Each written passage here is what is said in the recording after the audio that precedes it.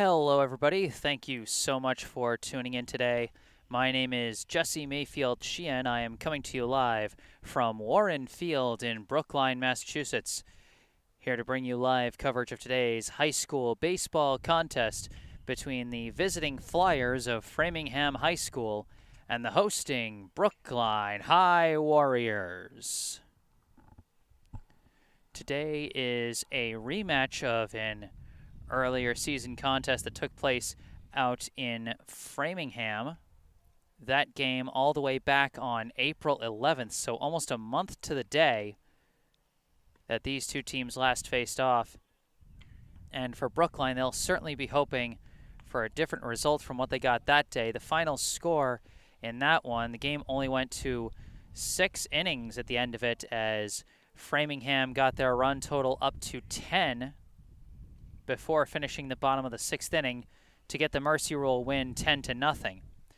It was a 7-run explosion in that 6th inning in a game that had, for the most part, been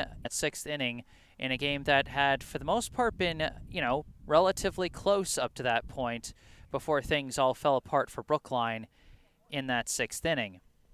So Brookline hoping to maintain the competitiveness of the early stages of that game, while also improving the finish just a little bit.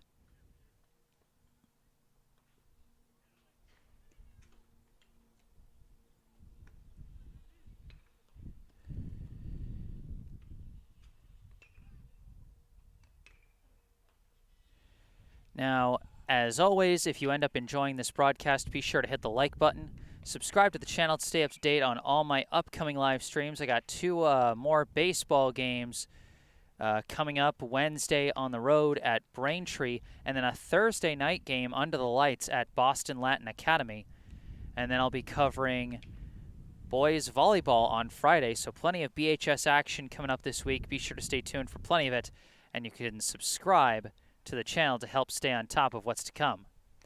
And as always, I encourage you to leave your comments in the live chat, whether I'm saying a player's name wrong or if there's anything you'd like to say. Give your thoughts on the action going on the field. Give a shout out to your favorite team or player, or if there's anything going wrong technically, if the audio sounds funny, or, if the stream starts buffering weird or anything like that, feel free to let me know in the live chat.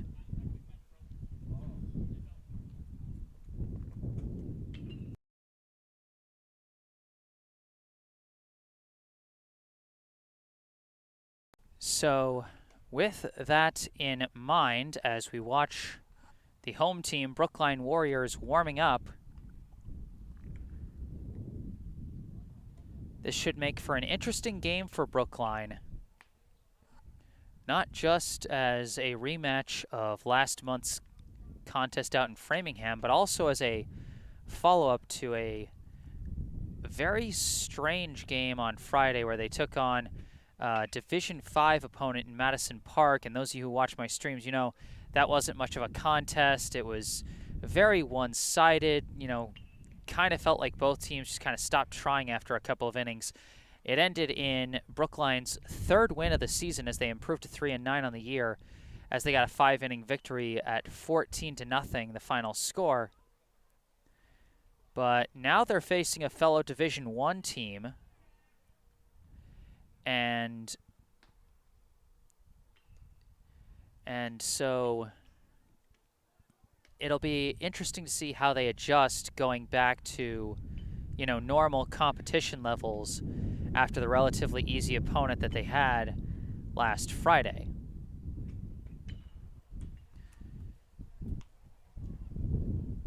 So now, without further ado, let's take a look at the starting lineups for today's contest.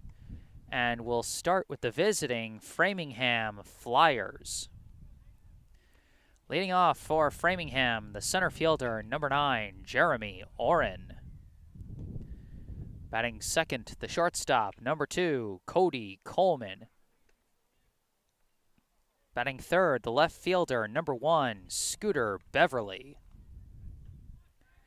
In the cleanup spot, the designated hitter, number 24, Rodrigo Ramirez. Batting fifth, the first baseman, number 10, J.J. Blanchard. Batting sixth, the catcher, number 25, Lucas Messer. Batting seventh, the third baseman, number 3, Nick Spring. Batting eighth, the second baseman, number 11, Robbie White. Batting ninth, the right fielder, number 5, Kyle Chan. And just on defense today, taking the mound for Framingham, number 22, Nathan Thurber. So that is the starting lineup for the Flyers. Oren in center, Coleman at short, Beverly in left, Ramirez the DH, Blanchard at first, Messer behind the plate, Spring at third, White at second, Chan in right, and Thurber on the mound. So now as the Warriors finish their initial warm-ups, Framingham will soon be taking the field for their warm-ups. Let's take a look at the starting lineup for the home team today, the Brookline High Warriors. Leading off for Brookline today, the third baseman, number 5, Keenan Sawada. Batting second, the first baseman, number 10, Eli Rothman. Batting third, the designated hitter, number 7, Daniel Pancho Villa. In the cleanup spot, the right fielder, number 18, Matt Richardson. Batting fifth and taking the mound for Brookline today, number 24, Connor Jernigan. Batting sixth, the shortstop, number 6, Jack Martell. Batting seventh, the second baseman, number 16, Jake Levin. Batting eighth, the catcher, number 4, Avery Milton. Batting ninth, the left fielder, number 3, Ryan Kravitz. And just playing the field for Brookline today, the center fielder, number 13, Nico Hart. Head coach of the Brookline High baseball team is Brendan O'Connor.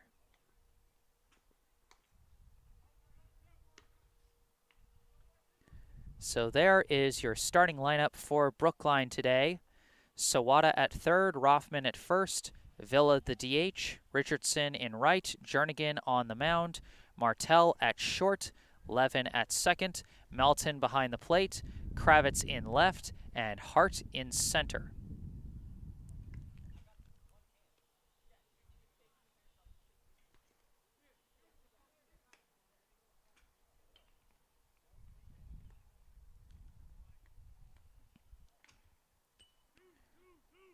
So a slightly later start than was initially expected for this game. This game was originally scheduled for a 4 o'clock start time.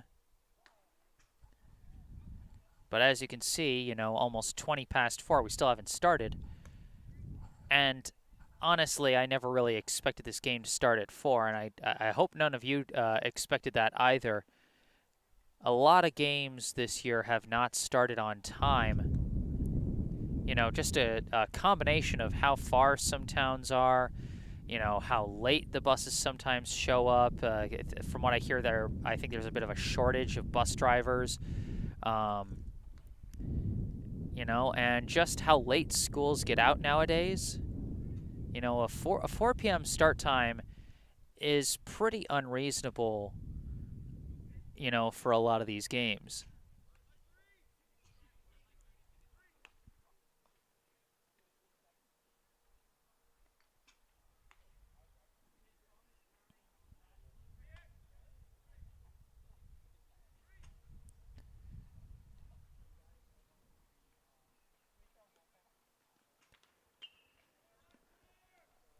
So we got a little bit of time to kill before this game gets underway. So remember, if you got anything to say, you got any thoughts or predictions on the upcoming game, you want to make any shout-outs to your favorite team or player, feel free to do so in the live chat. We got a little bit of time before this game gets underway, and you can hear the wind gusting out here at Warren. It's a bright, sunny day. No clouds in the sky, so in terms of potential weather impact on the game, there is the potential for players to lose the ball in the sun and also potential for the wind to play tricks on fielders, so be on the lookout for that. But while we wait for this game to get started, let's take a look at the stats from some of the players who played in last month's contest who are now coming into the starting lineups today. For Framingham, Jeremy Oren led off the previous game as well and was also in center field, same as he is today. Last game against Brookline, he went 0 for 3 with a walk, a strikeout, and a run scored. Cody Coleman was batting in the same number 2 spot and playing shortstop, and he had an explosive day. 3 for 4 at the plate with a double, a triple, 3 stolen bases, 3 runs scored, and an RBI. So he exploded, nearly hit for the cycle, and was a big part of Framingham's offense. Scooter Beverly was batting in third, so the 1-2-3 hitters identical for Framingham in this game. Beverly went 1 for 1 with a double, 2 walks, a hit by pitch, and an RBI. So he reached base in all 4 plate appearances, even though he only had 1 hit, although that 1 hit was a big hit. Nathan Thurber, who is on the mound today, was the starting second baseman last time and hit cleanup for Framingham. He was 1 for 2 with a walk, a sac bunt, a strikeout, a run scored, and an RBI. So today, not in the batting order, but on the mound instead.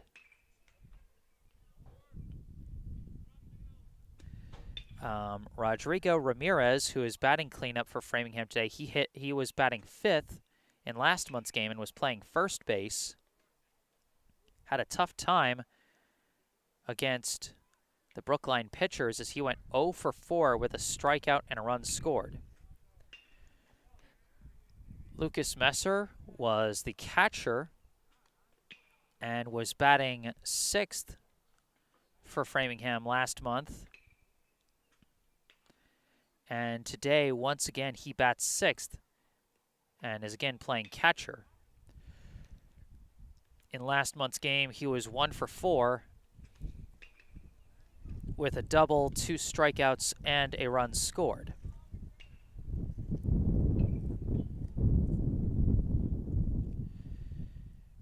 Nick Spring batted 8th and played third base. Today he's batting 7th and playing third base. He went 0 for 2. Robbie White came in for 1 plate appearance as a pinch hitter for Spring, and he went 0 for 1. Today, White is batting 8th for Framingham and playing second base. And batting 9th for Framingham and playing right field in both games was Kyle Chan. In last month's game, he went 0 for 2 with a walk and a run scored. Now, of course, the one guy I did not mention from Framingham's starting lineup today was J.J. Blanchard, who is batting 5th and playing first base today. He was the pitcher for Framingham last month, in last month's game, and he pitched a 6-inning shutout, giving up 3 hits and 1 walk while striking out 8 on the way to the win. So we got a different pitcher on the mound today in Nathan Thurber, and we'll see how he does if he can match Blanchard's brilliance. For Brookline, obviously a tough offensive outing, but also a very different batting order. Leading off for Brookline in last month's game was Ryan Kravitz, and he was playing center field. Today he bats ninth and is playing left field. Now, for those of you who follow my Instagram, you know Kravitz had a highlight-worthy catch out in center field in that Framingham game last month.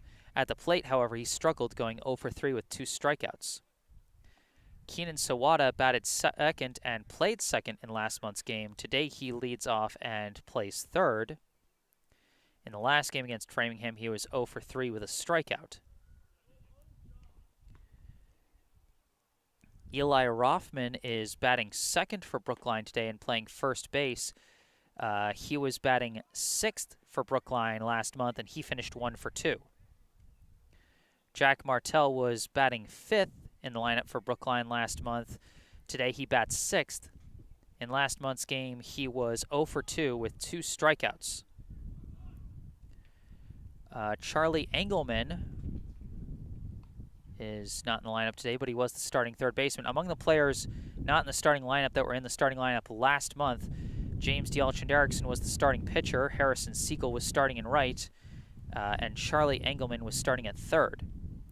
Connor Jernigan, who is now taking the mound for Brookline, was the designated hitter for Brookline last month. He finished the game 1 for 2. Matt Richardson, who is now starting out in right field for Brookline today, came in as a pinch runner for Jernigan late in the game and stole third successfully. Daniel Villa was batting ninth in last month's game and playing left field. He finished 0 for 1 with a walk and a strikeout. Today, he is the designated hitter and is batting third in the order.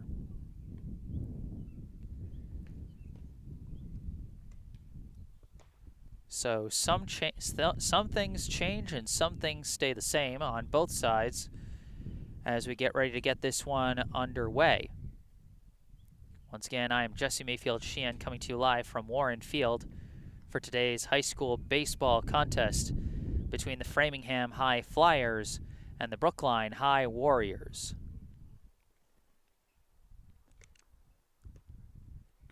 Jernigan on the mound for Brookline today. So far this season, he has made 3 pitching appearances, 2 as the starter.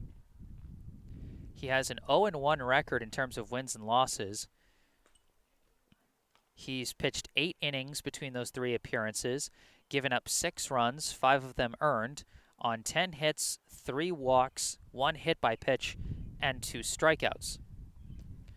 He has an ERA of 4.38 so far this season, which, you know, as they say, not great but not terrible.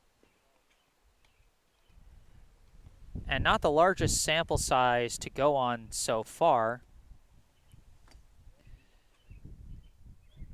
as he ranks 4th on the team in total innings pitched coming into the start of this game, behind Dialchin-Derrickson, who has a team-leading 21-plus innings pitched. Jack Martell is second with 19.1 innings pitched. Jake Levin third on the team with 10.2 innings pitched. So if Jernigan makes it through at least 3 innings on the mound today, then he will pass Levin and take third place in terms of innings pitched for the Warriors.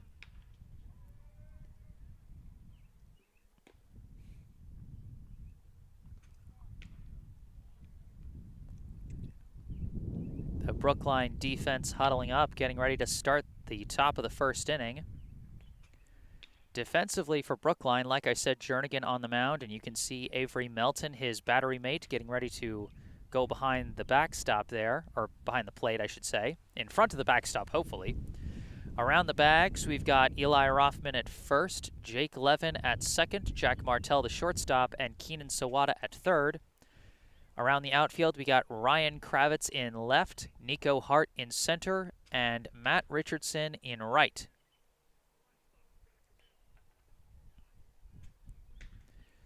Due up for Framingham to start this game, they will have Jeremy Oren, the center fielder, Cody Coleman, the shortstop, and Scooter Beverly, the left fielder, here in the top of the first inning.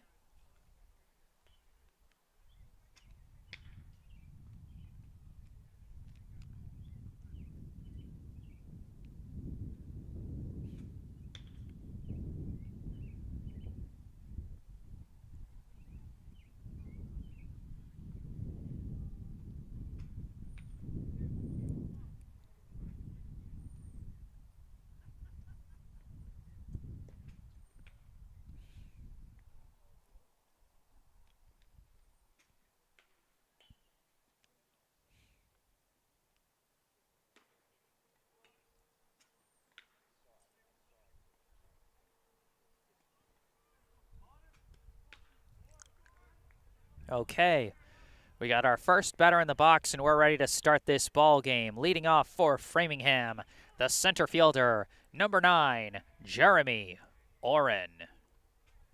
First pitch of the game. Misses outside for ball 1.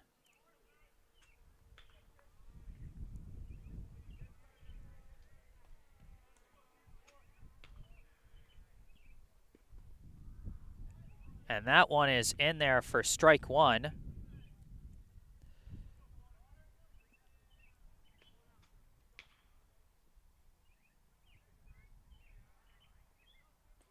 One pitch, and that's a grounder over to second, fielded cleanly by Levin and thrown to first for a routine out number 1 on the 4-3 ground out.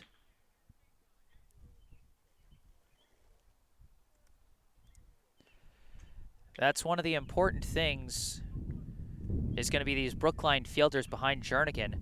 Again, through 8 innings, he's only got 2 strikeouts so far this season. So more of a pitch-to-contact kind of guy, which means the fielders have to have his back as he hits the high outside corner for strike 1. This is Cody Coleman, the shortstop at the plate.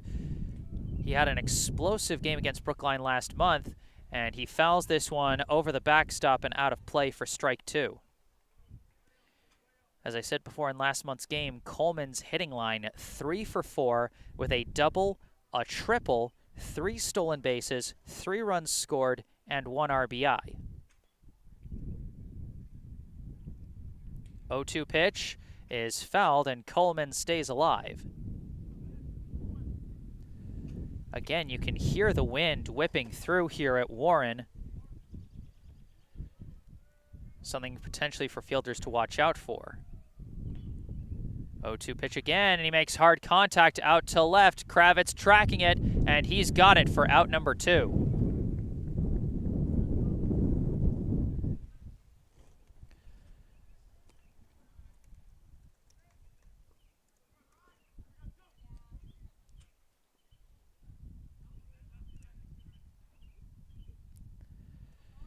Now at the plate with 2 down and nobody on, the left fielder, number 1, Scooter Beverly.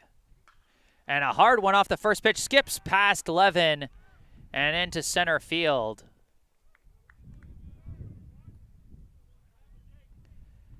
That's one of those plays where you got to make a judgment call as a scorer and decide whether to score that an error or a single. I would score it a single. That's just my personal view on that. So with a runner at first and 2 down, now is the designated hitter, number 24, Rodrigo Ramirez. And he takes strike 1. So Beverly at first, 2 down in the inning. Ramirez at the plate. This pitch comes in high for ball 1. Ramirez was 0 for 4 against Brookline last month.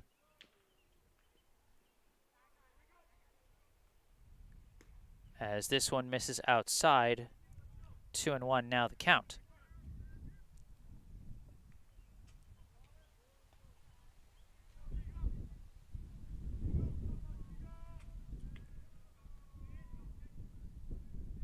Now the pitch, swing and a miss. Ramirez wanted all of that one, but no dice. And now a 2-2 count. 2-2 pitch misses outside for ball 3. So it's a full count to Ramirez. Big pitch coming up here. This could end the inning, or it could put 2 runners on.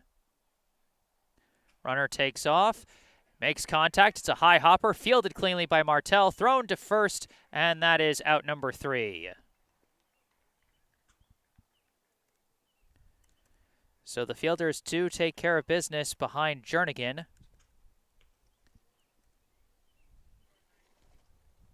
Framingham leaves 1 runner stranded in the top of the first inning. And now we get ready for the bottom of the first. Top of the first went 4-3 ground out. Fly out to 7.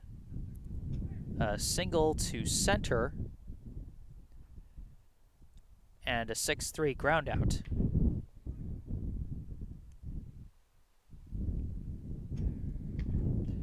Now taking the mound for Framingham today is number 22, Nathan Thurber. Completing the battery with Thurber is the catcher, number 25, Lucas Messer. Around the bags for Framingham defensively, they have J.J. Blanchard at first, Robbie White at second, Cody Coleman at short, and Nick Spring at third. Around the outfield, they've got Scooter Beverly in left, Jeremy Oren in center, and Kyle Chan in right.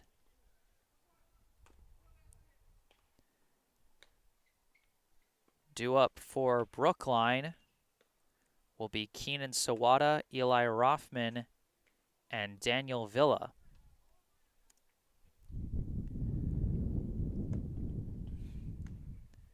Those 3 all started in last month's game against Framingham as well, but all 3 of them are batting in a different spot in the order from where they hit in last month's game, and 2 of them are playing different positions defensively. Sawada was at second base the last time these 2 teams faced off. Now he's playing third today. Villa was in left field last time. Now he's the designated hitter.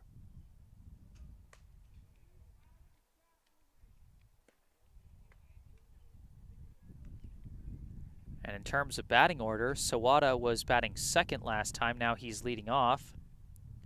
Rothman was batting 6th, now he's batting 2nd.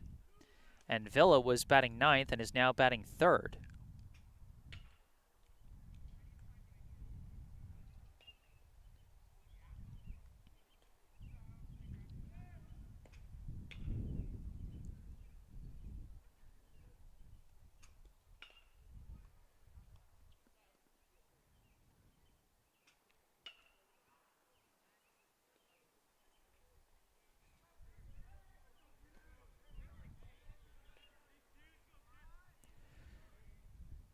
We are starting the bottom of the first now. Leading off for Brookline, the third baseman, number 5, Keenan Sawada. First pitch from Thurber comes in low for ball 1.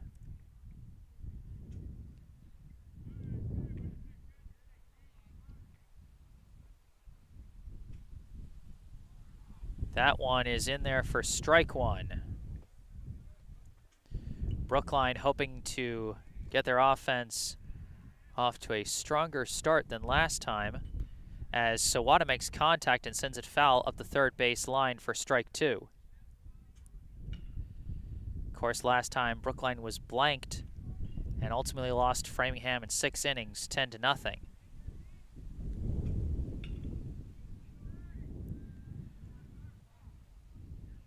And a time called by the umpire. And now we're ready to go. The 1-2 pitch. Skips in the dirt for ball 2. Sawada, last time against Framingham, he went 0 for 3 with a strikeout. So he's hoping for some better fortune here as he faces the 2-2 count against Thurber. Takes a momentary pause and now steps back in. Now the 2-2. Catches him chasing it low, fooled him with the low dipping curve. And that's going to be out number 1.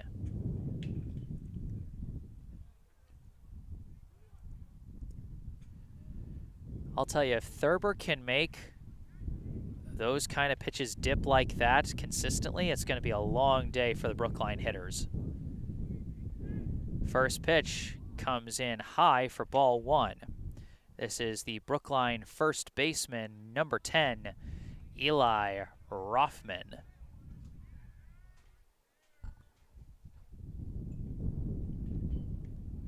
That one comes in high as well for ball 2. Rothman, one of 3 Brookline hitters to get a hit against Framingham last time against J.J. Blanchard. As that one misses inside for ball 3, so a 3-0 count now to Rothman as he now battles against Thurber. That one down Broadway for strike 1. Rothman so far this season, quick strike 2. So a full count now to Rothman. The payoff pitch comes in low and Rothman draws a walk. So Brookline now has a runner on with 1 out. Now coming to the plate, the designated hitter, number 7, Daniel Poncho Villa. Throw back to first to check on Rothman as he dives back. Rothman does lead Brookline in stolen bases with 4 this season. First pitch to Villa. Misses inside, ball 1.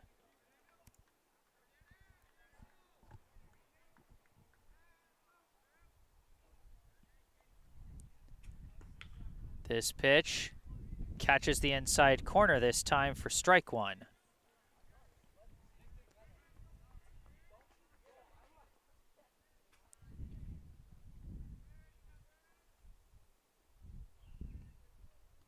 Now the 1-1. That comes in high for ball 2. Those long pauses in between getting set and delivering the pitch, you wonder if Thurber is trying to throw off the rhythm of Rothman over at first. He is taking a big lead as he now delivers this one high for ball 3. And that's the thing, a runner on the base paths can get in a pitcher's head, especially at the high school level where stealing is a lot more prevalent than it is at higher levels of play. 3-1, the count to Villa.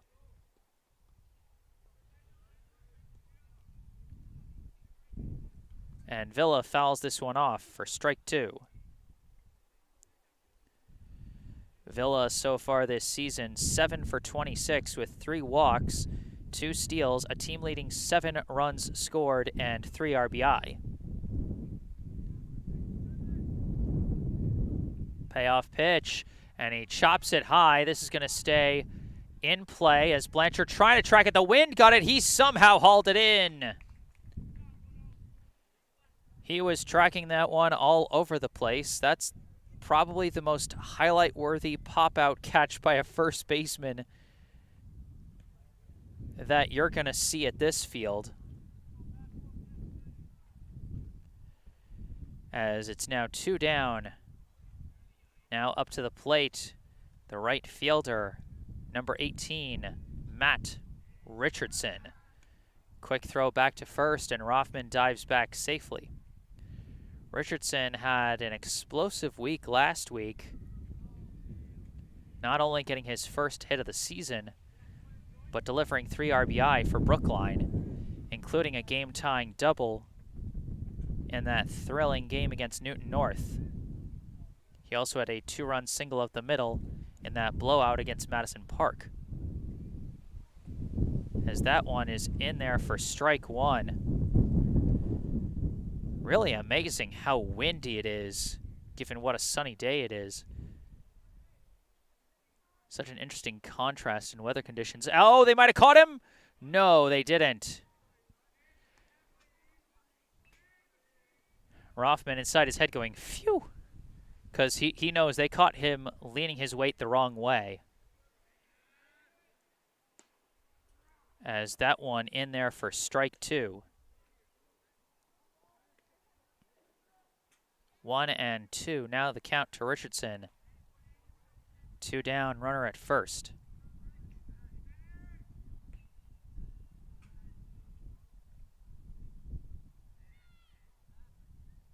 Rothman takes off as this one comes in high. Throw down to second. Throw is wild, and Rothman gets the steal easily.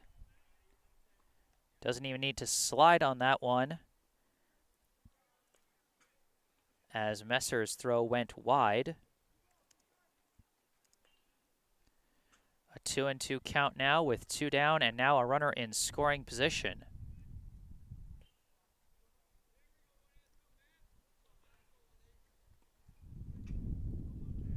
2-2 pitch. Just misses. Ball 3.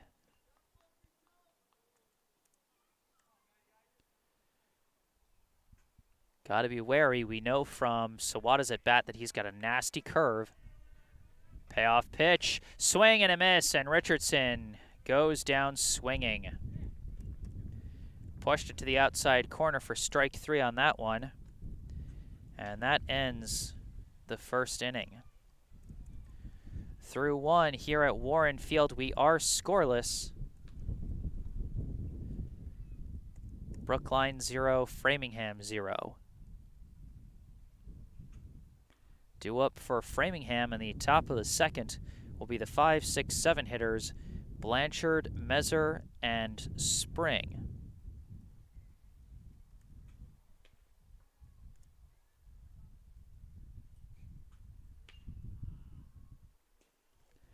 Oh, looks like we got our first comments in the live chat from Jedi Pete. Let's go Brookline, watching live in Nashville. And I always love hearing about that, hearing about where people are tuning in from. You know, because that, to me, is one of the greater values that being able to do these streams is able to do is, you know, even if you're not in the area, even if you can't make it to the game, you can still tune in from anywhere. Beauty of the digital age, baby. So if you want to let me know where you're watching this game from, feel free to let me know in the live chat like Jedi Pete has.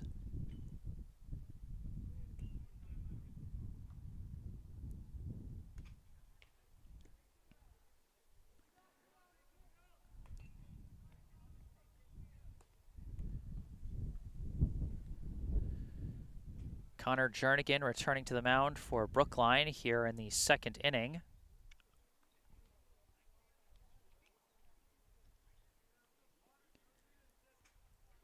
The first batter he'll be facing is the first baseman, number 10, J.J. Blanchard. Blanchard in the last game against Brookline, he was the pitcher, so he had no plate appearances. So we'll see what he does here. First pitch is a big swing and a miss.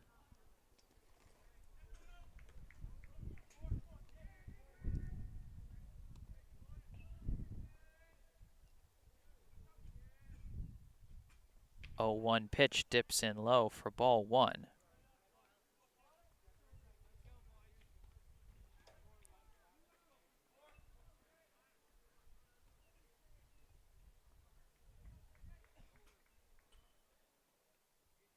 And this one, he gets good contact. That's launched deep out to right center. Oh, just past the glove of Hart. That's going to go for extra bases for Blanchard, and he goes down to second with a huge double to right center.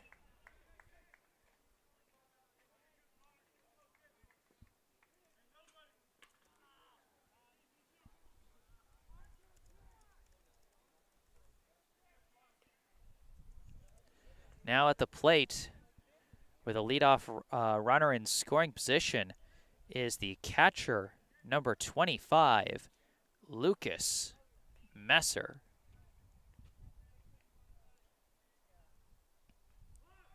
And it's a bunt up the first base line, picked up by Rothman, and he applies the tag. as the sac bunt does advance the runner. So the game's potential first run now 90 feet from the plate.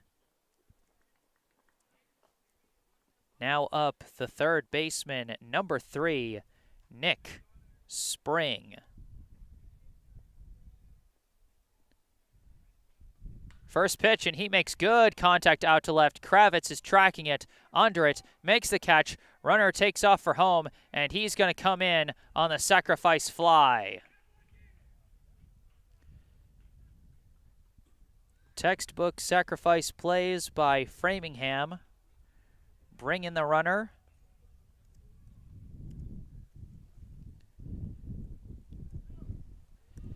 And so now, with 2 down and the bases empty, Framingham has a 1-0 lead.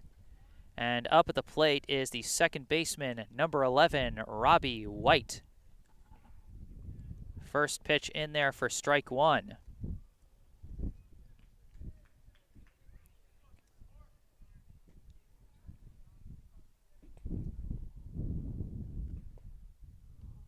And that one is also in there for strike 2. White was a pinch hitter last time these two teams faced off. Only had 1 plate appearance and was 0 for 1. And that's strike 3. 3 pitches, 3 strikes. Jernigan gets out of the inning. But Framingham does take an early 1-0 lead.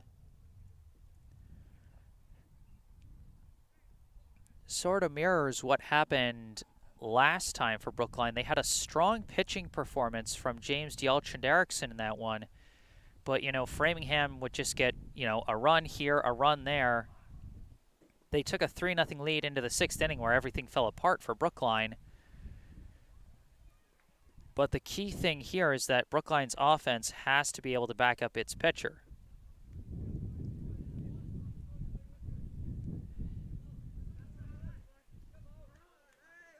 Because, you know, I don't care what level of baseball it is, you can't expect your pitcher to keep you in the game if you can't score.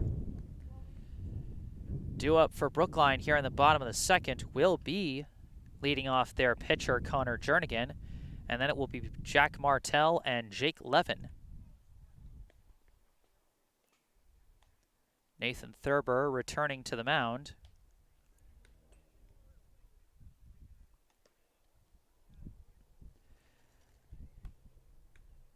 As he showed how potentially dangerous he can be as a pitcher in that first inning.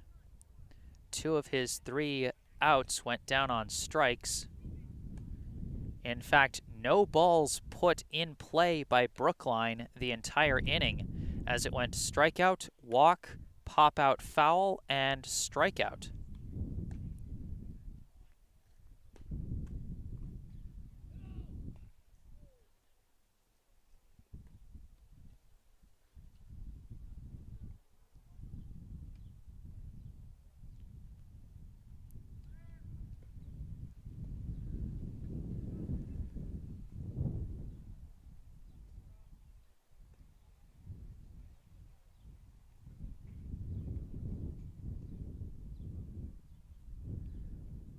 Now stepping into the box for Brookline, the pitcher, number 24, Connor Jernigan.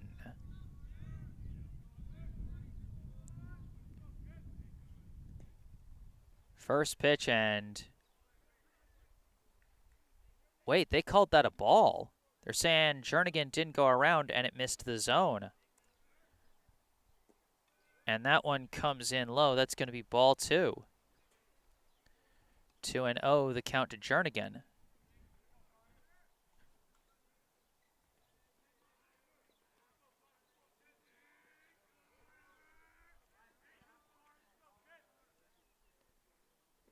And this one comes in low for ball 3.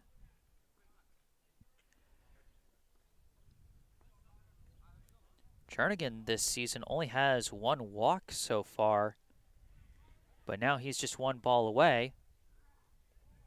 But that one catches the zone for strike 1. Jernigan this season 6 for 27 with a double, a run scored, and a team-leading 4 RBI as he fouls that one off for strike 2. He shares that team lead in RBI with Eli Rothman and Harrison Siegel.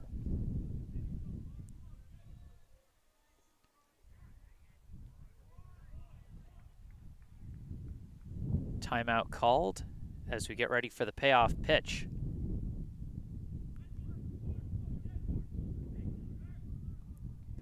Inside, Jernigan draws ball 4.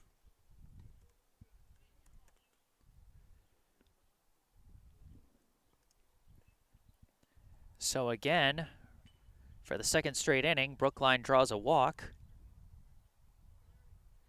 And they're going to bring in a pinch runner. Jernigan is the pitcher, so they can do this without causing any kind of defensive changes.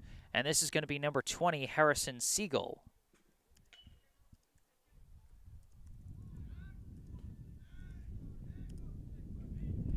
Now at the plate, the shortstop, number 6, Jack Martell. They throw back to first to check on Siegel. He dives back safely.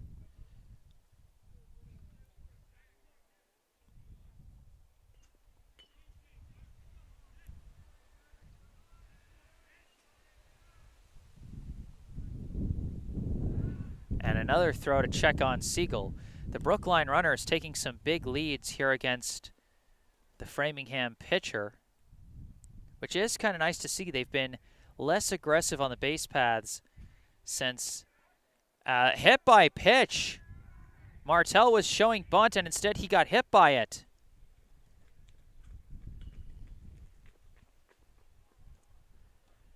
So Brookline now with 2 runners on and nobody out. Big potential opportunity here in the bottom of the second.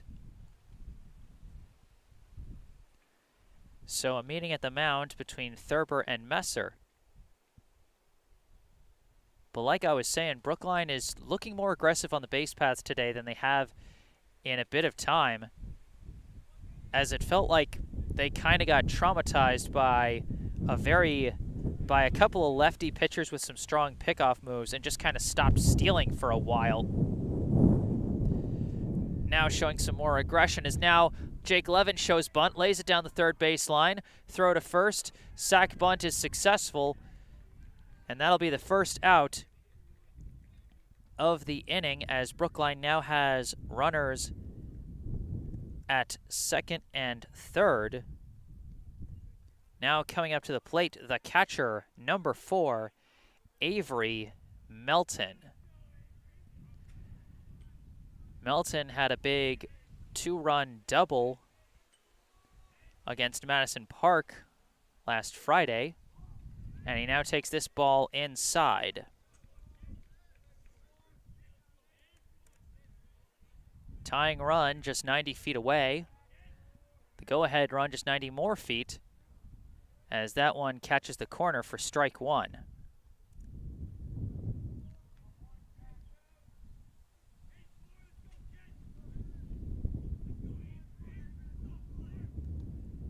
And Melton slices this one over the backstop. 1-2 now the count.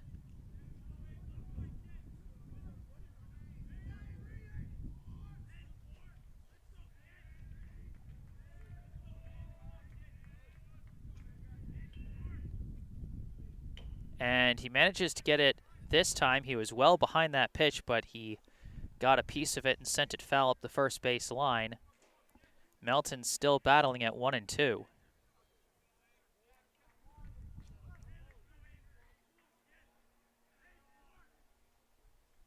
This pitch he slices foul. Melton continuing to stay alive, but he's got to put that ball in play.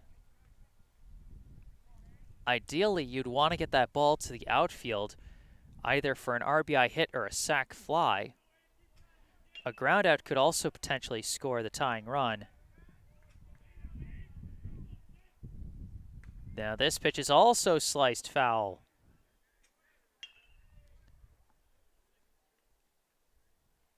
Milton refusing to go down easy as he continues to foul balls off, keeping the count at 1-2.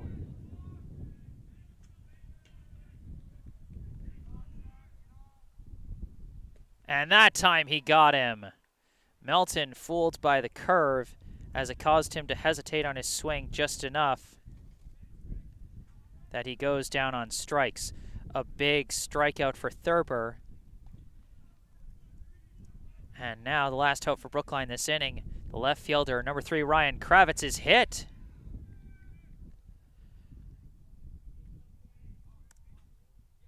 Another hit by pitch, the second of the inning.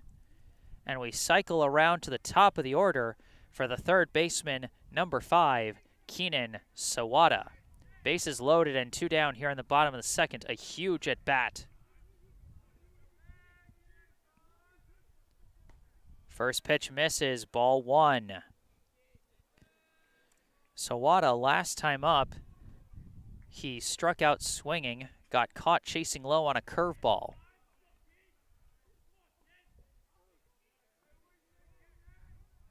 And Thurber steps off the rubber. Sawada at one point this season led the team in hits, but he's been in a bit of a slump, hasn't gotten a hit in 2 weeks. As that one also misses for ball 2. Currently, Sawada is 6 for 35 with a team-leading 6 walks and a hit by pitch, 6 runs scored, and 2 RBI. A big opportunity to add another RBI here, as that one misses high for ball 3. If Thurber misses on just one more pitch, Brookline will tie this game on a bases-loaded walk. The 3-0 catches the zone, strike 1.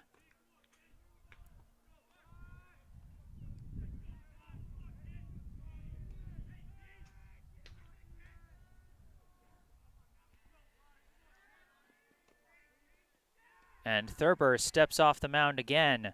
3-1, 2 outs, bases loaded in this 1-run ball game here in the bottom of the second.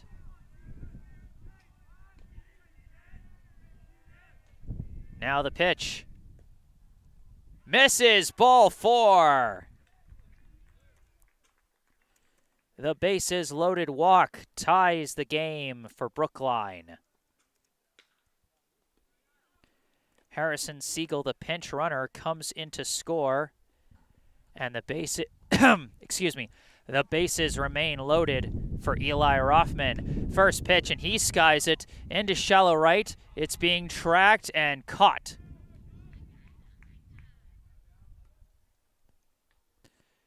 But Brookline does manage to get a run across. Through 2, we are all tied up at 1 apiece.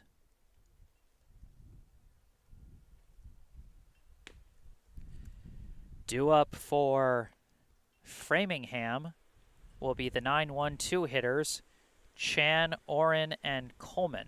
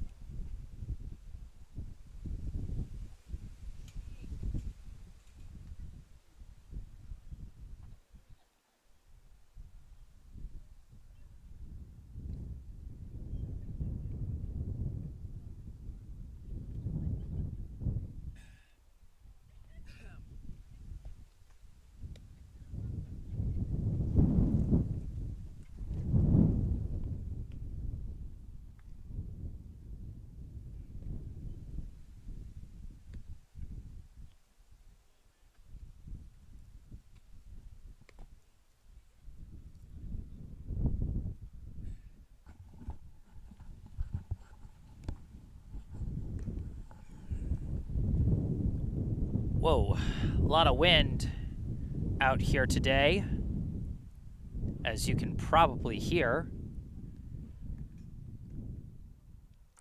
as we get ready for the top of the third inning.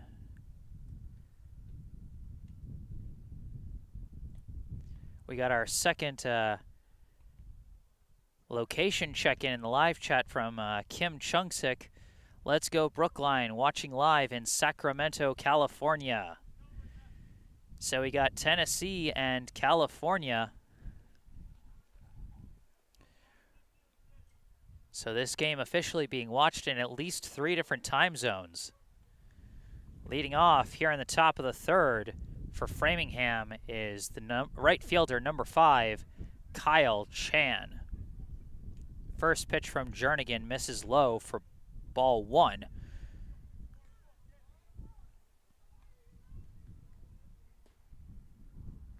That one catches the corner for strike 1.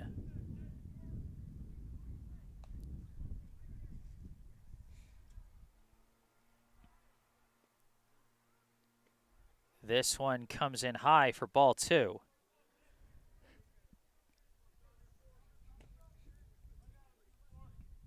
Last time against Brookline, Kyle Chan went 0 for 2 with a walk and a run scored.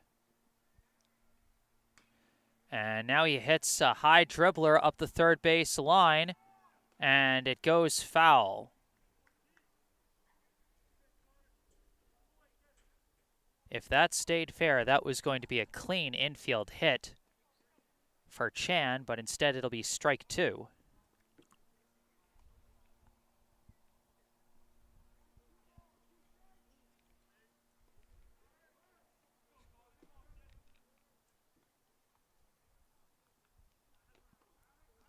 Now the 2-2 misses well outside for ball 3.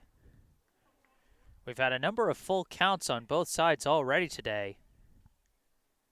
Getting a lot of tense at-bats. Now the payoff pitch. And it's hard contact up the middle, and that's going to be a single for Chan.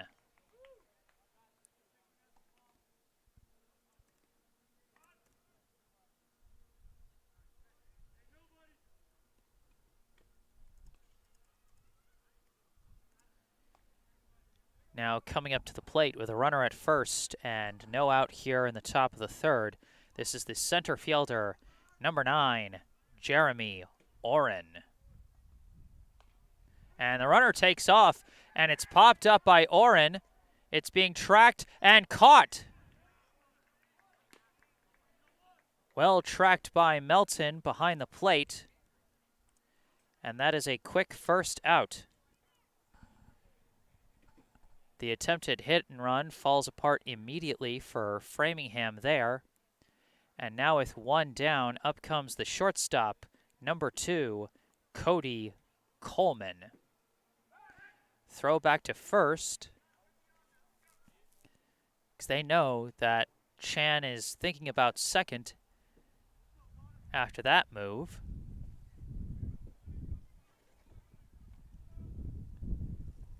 Now the pitch, and this one is skied out to right center. It's being tracked and caught by Richardson. Again, you could see the wind playing a role there as you saw him sort of last second having to adjust his location under the ball. But he makes his adjustments well to get out number 2. Now at the plate, the left fielder, number 1, Scooter Beverly. Beverly, his last time up, he got a single as it was a hard grounder that skipped past Levin at second base. First pitch, and he hits a dribbler foul up the first base line.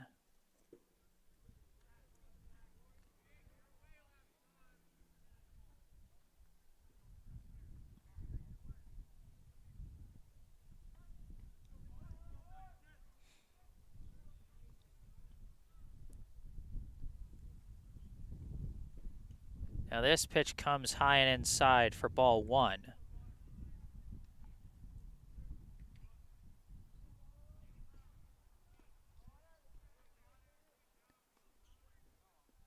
And a throw back to first.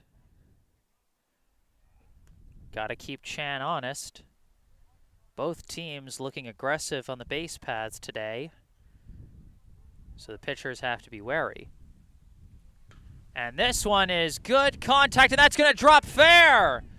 Richardson chases it down, throws it back into the infield, and Chen is going to go down to third on the single by Beverly.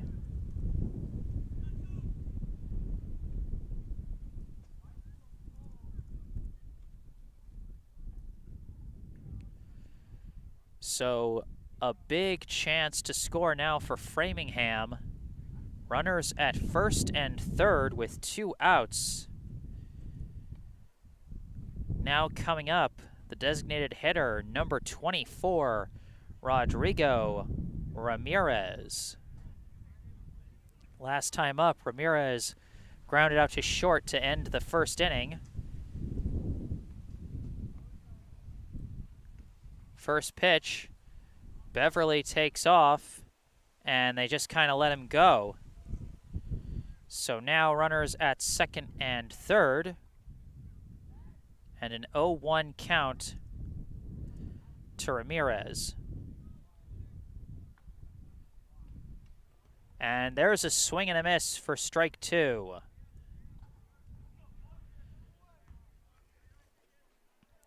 Framingham threatening here in the top of the third.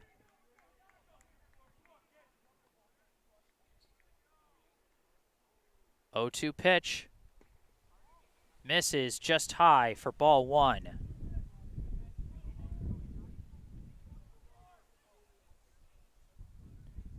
Jernigan trying to get out of the tie and preserve the jam. Runners on second and third. 1-2 pitch, catches him. Strike 3. Huge strikeout for Connor Jernigan. And through 3 innings, he's already matched his strikeout total for the season so far. Sorry, wind keeps blowing my tripod. Whew. One of the hazards of this job is sometimes you have to battle the elements, as it were. I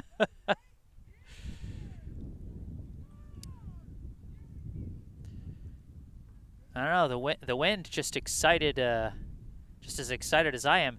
Is that a new pitcher? This is a pitching change for Framingham. How interesting. Due up for Brookline in the bottom of the third is going to be the 3, 4, 5 hitters, Villa, Richardson, and Jernigan. And on the mound, now for Framingham, replacing Thurber, is going to be number 16, Jaron Duffy.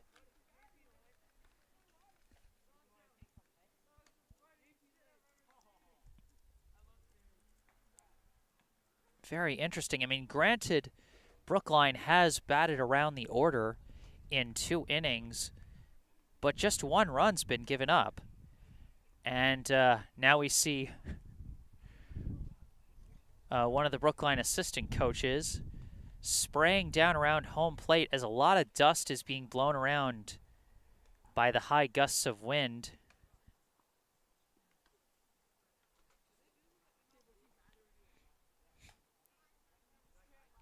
Like I said, one of the hazards of outdoor sports. Sometimes you got to battle the elements. And today, that element is wind.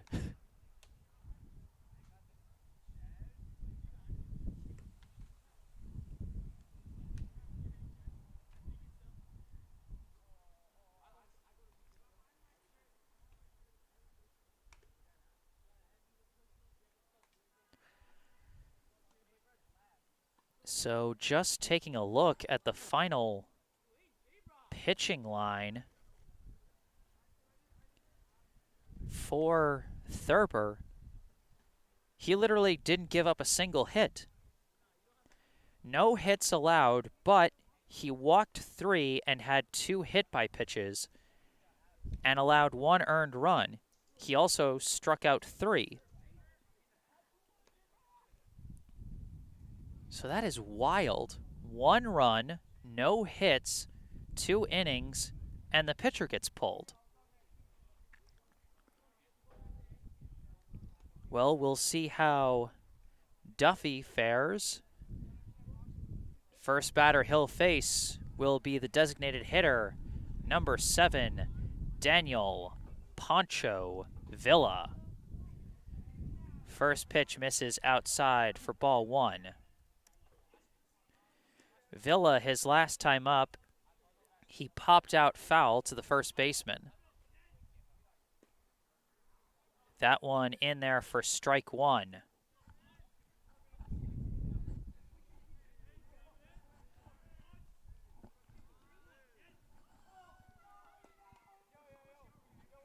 That one in there for strike 2. So a 1-2 count now to Villa.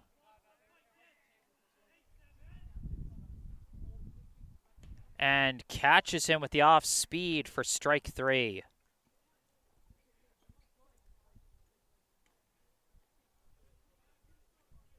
So Duffy starts his relief outing with a strikeout. Now 1 down, and up comes the right fielder, number 18, Matt Richardson. First pitch, and he smacks it out to left. That's going to be a clean single for Richardson. Mark that the first hit of the ball game for Brookline. Now with a runner at first and 1 out, up comes the pitcher, number 24, Connor Jernigan. And Richardson takes off on the first pitch. This is going to be a successful steal for Matt Richardson.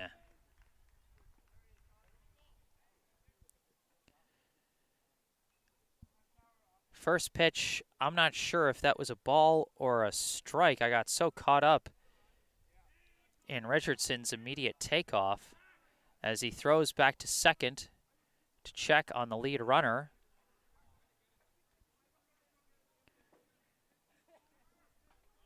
Jernigan, his last time up, led off the second inning with a walk, and his pinch runner, Harrison Siegel, later came in to score.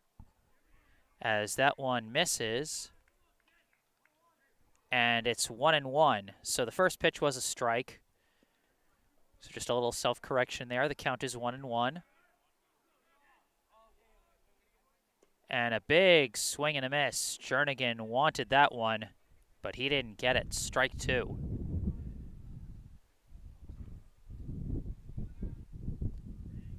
One and two the count.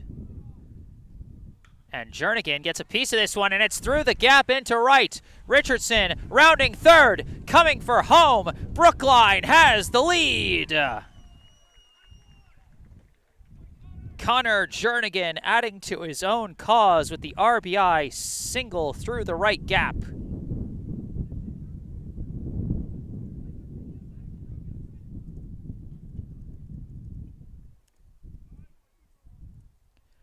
And they will once again bring in a pinch runner. Again, they have carte blanche to do that, since Jernigan is the pitcher.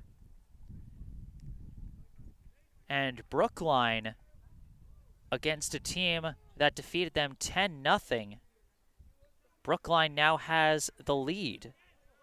Now at the plate, the shortstop, number 6, Jack Martell.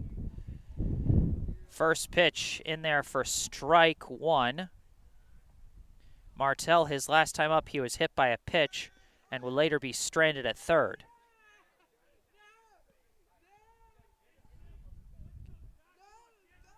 And he checked down at first of the pinch runner, Siegel.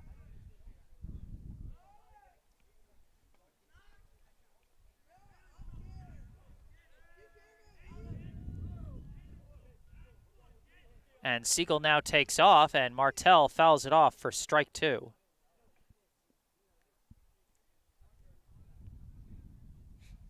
Almost a shame that Martell got a piece of it, as I think that was an off-speed pitch. That was a good pitch to go on, and Siegel could be at second. But, you know, you go for the aggressive plays, sometimes they just don't work out right. 0-2, the count to Martell. And Martell catches a piece of it and sends it foul and out of play.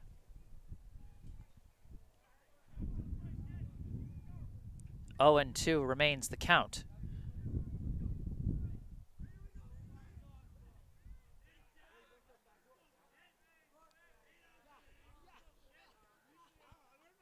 And Martell makes contact. That's cleanly out to left.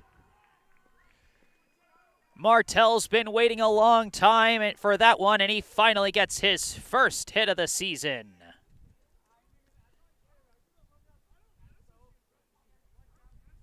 Boy, if that doesn't boost morale for Brookline.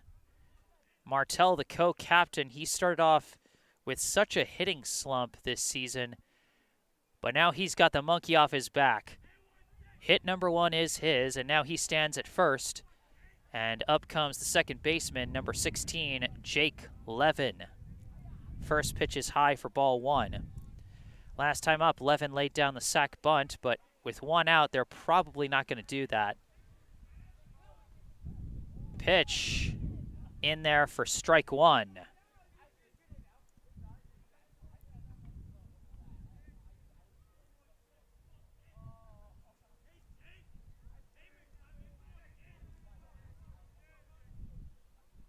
This pitch coming in high for ball 2.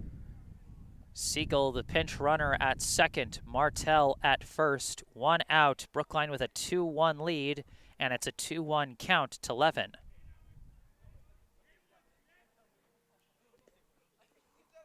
That pitch in there for strike 2.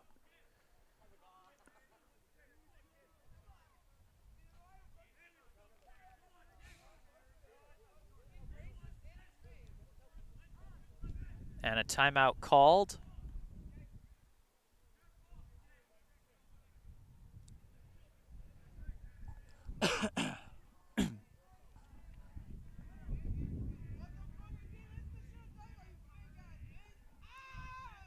Duffy, the 2-2 pitch.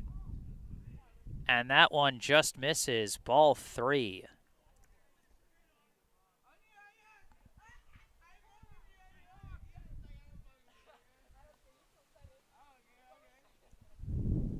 Oh my gosh, they just called a balk on Duffy. So the runners now go to second and third, giving Brookline a big opportunity for some more runs potentially. 2 runners in scoring position. The payoff pitch misses, and the balk ultimately doesn't really matter, as Levin gets the free pass down to first. This loads the bases for Brookline with 1 out. And we've now got a meeting at the mound. It's been a tough inning for Jaron Duffy. He started off well with a strikeout, but since then it's been 3 straight singles and then a walk.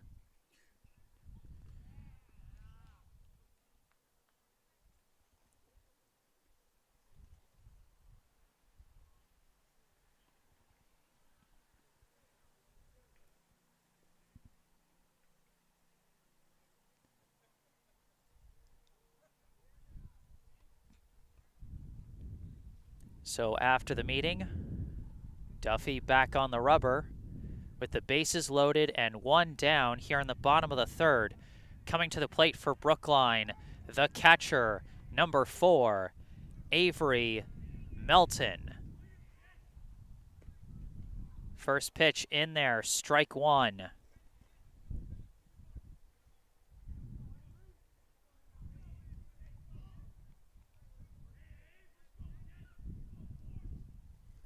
And that one's fouled off for strike 2. Melton, his last time up, he battled with a ton of foul balls, but ultimately finished with a swinging strikeout. This time, he definitely wants a better result so he can move these base runners. 0-2 pitch. He makes contact. Skips past the second baseman. That's going to bring in at least 1. Martell's rounding third. In he comes. 2 runs in for Brookline. Levin runs down to third, and he's safe.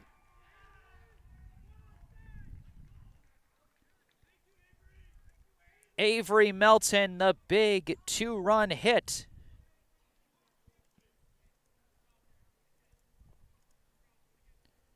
Right now, I score that as a hit myself. That's 2 RBIs for Avery Melton. Another run scored for Siegel as a pinch runner, and a run scored for Martell. And Melton being the catcher, he also has carte blanche to get a pinch runner, as he gets number 22.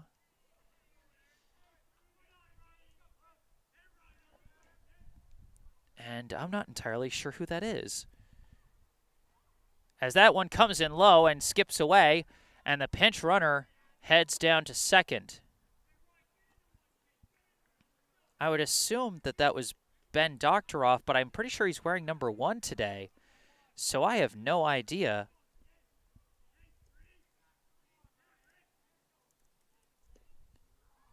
That pitch in there for strike 1. So a 1-1 count now to Ryan Kravitz, as Brookline's now got a 4-1 lead and runners at second and third. This pitch, Kravitz, hard contact right at the second baseman, throws to first for out number 2, but another run does come in.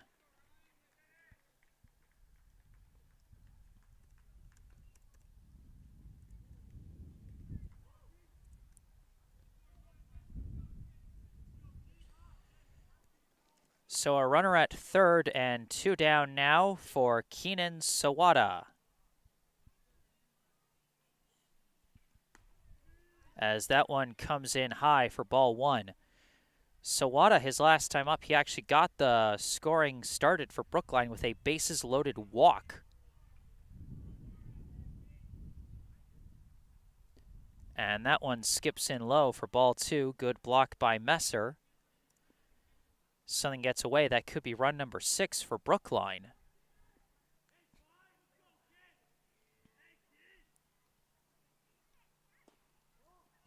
That one also misses. Ball 3.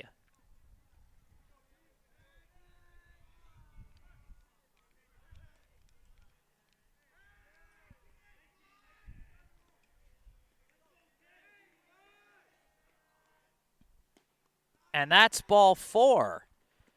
A 4-pitch walk for Keenan Sawada. Brookline has nearly batted around. Eli Rothman stepping up to the plate, and Daniel Villa, who led off the inning, is in the on-deck circle. Well, I mean, I don't think they have an on-deck circle. Actually, I think they... I don't know if they do here. Sawada takes off on the first pitch, and that one skips in. Is blocked by Messer. They probably weren't going to throw anyway, and Sawada gets the steal successfully.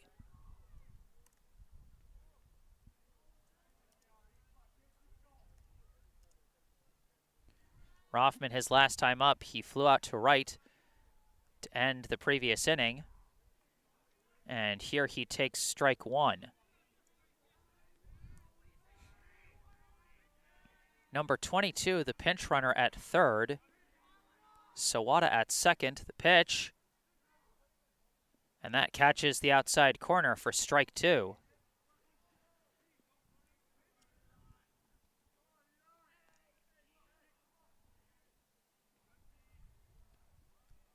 Rothman slices this one, and that's going to go foul.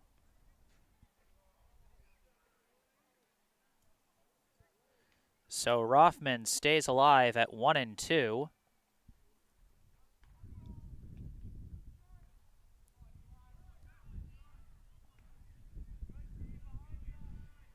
One-two pitch again, and he slices it again.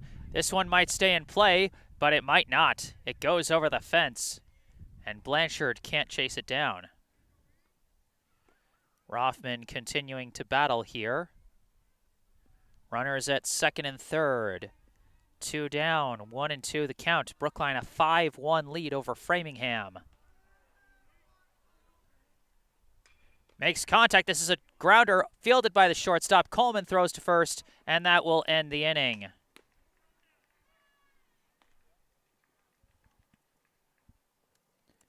Rothman not happy with that ground out, but Brookline has got to be happy with the results so far in this game.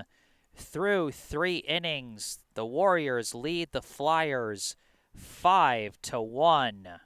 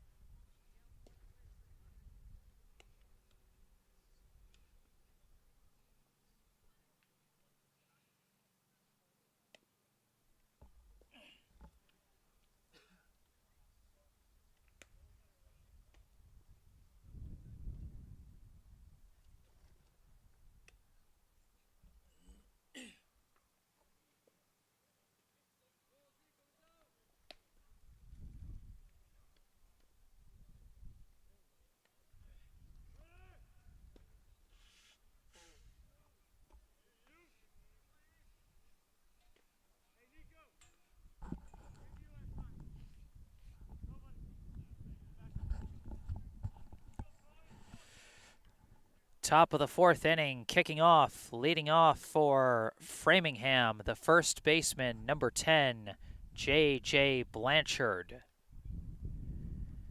Connor Jernigan back on the mound for his 4th inning of work. He escaped a huge jam last inning with runners at 2nd and 3rd. First pitch to Blanchard misses for ball 1.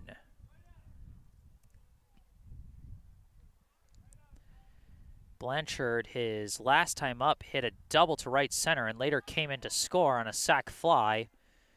That one he misses for strike 1.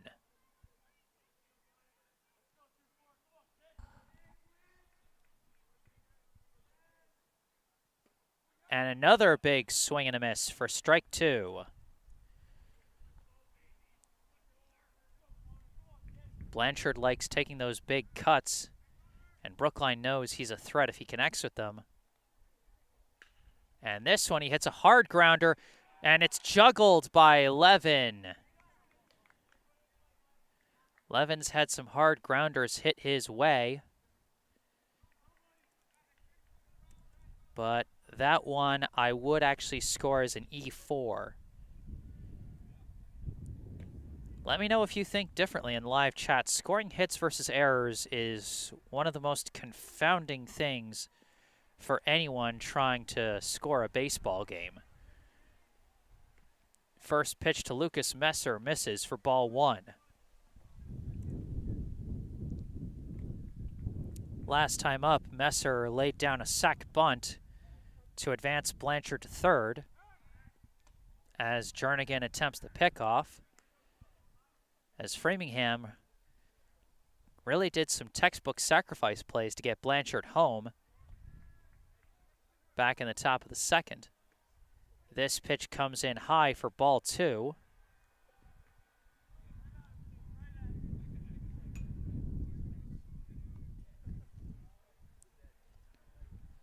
Two and 0 the count. That one comes in low for ball 3.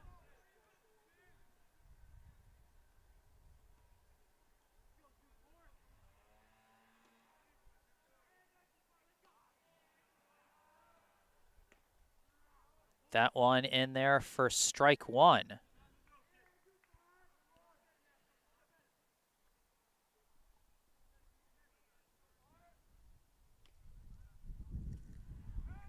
And a throw back to first to check on Blanchard.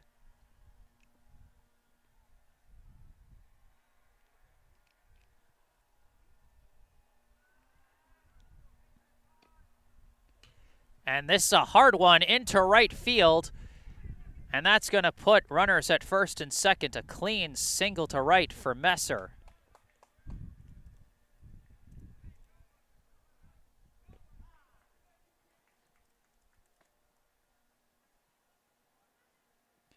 We got a meeting at the mound now with 2 runners on and no outs. And it looks like they're going to pull Jernigan.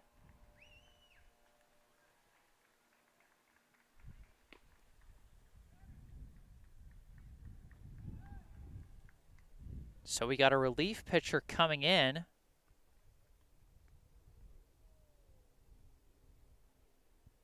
And I think this is going to be a familiar foe for the Framingham batters. The pitcher who started last month's game against the Flyers, number 21, James Dialchand Eriksson.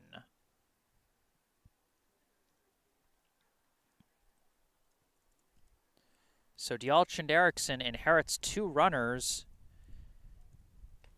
from Jernigan.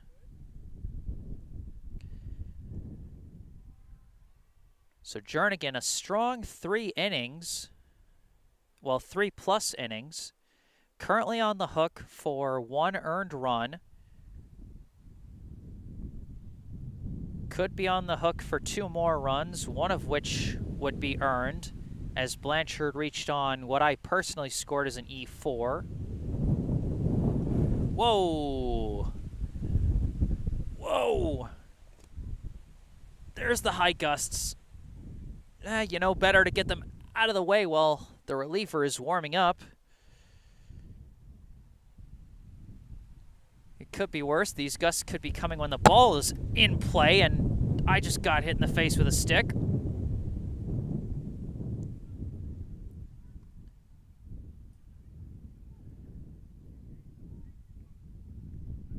No, I love this. This is very fun. We should get wind like this more often.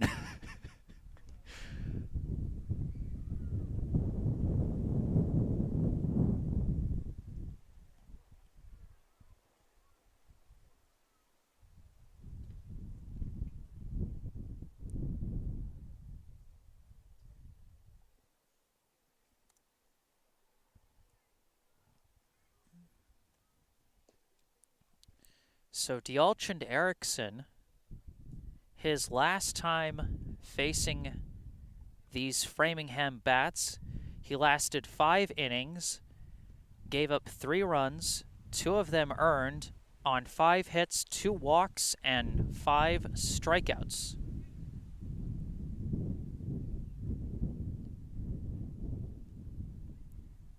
So one of the interesting things in terms of stats keeping, Jernigan leaves this game with a no decision. He can't be on the hook for the loss because the inherited runners only would amount to 3 runs, which would still be trailing Brookline. But he also hasn't pitched enough innings to get credit for the win. Because you need to, as a starting pitcher, you need to throw at least 4 innings if you're going to get credit for the win. So now up is Nick Spring. He shows bunt. He lays it down. Fielded by Sawada. Thrown to first. Got him! A well-placed bunt by Spring, but very well collected by Keenan Sawada for the first out. And so now at the plate is number 11, Robbie White. And he gets a piece of this one and fouls it off for strike 1. White, his last time up, he struck out. He's hoping to put this ball in play with runners at second and third. That pitch misses just outside for ball 1.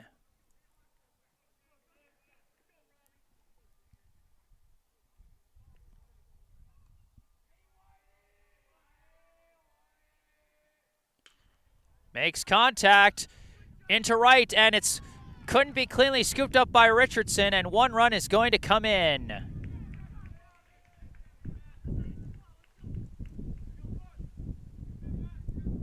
Blanchard comes in to score, and we've got a 5-2 ball game.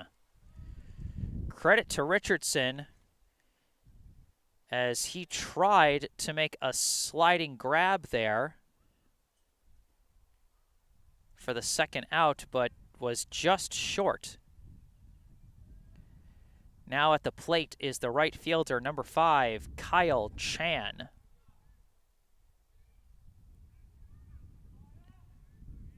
Runners at the corners. First pitch misses low for ball 1.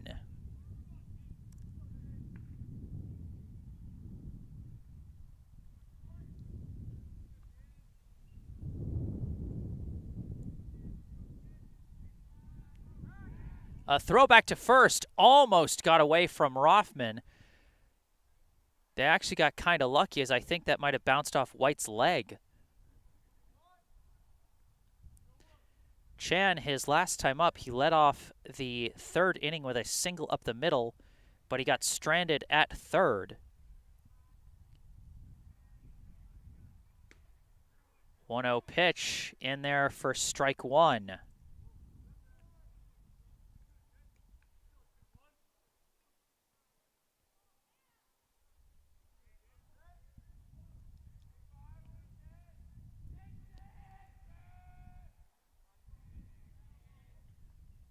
This pitch is a ball, and White is going to take off for second.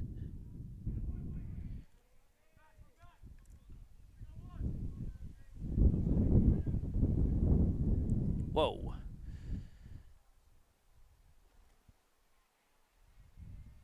Two-one pitch. Misses, gets away from the catcher. The runners hold.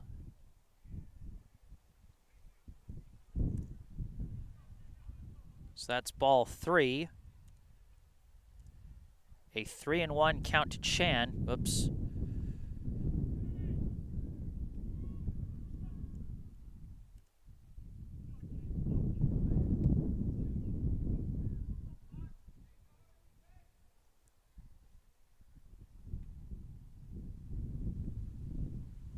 And this is a hard one up the middle, and that's going to bring in at least 1, might bring in 2. They send the runner around, and he's going to come in to score. A 2-run single for Kyle Chan cuts this one down to 1 run.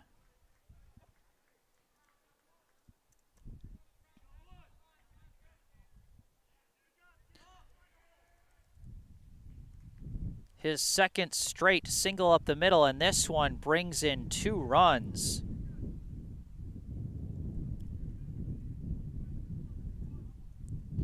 We now cycle back to the top of the order with the center fielder, number 9, Jeremy Oren.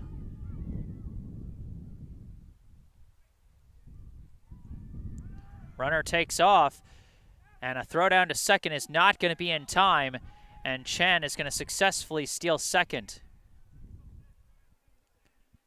The pitch itself was high and inside for ball 1.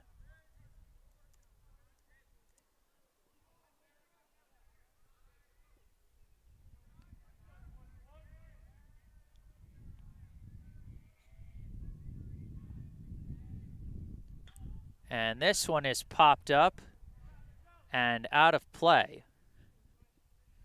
So that's going to be strike 1. Oren, his last time up, he popped out foul to the catcher. And before that, he grounded out to second. So 0 for 2 so far today.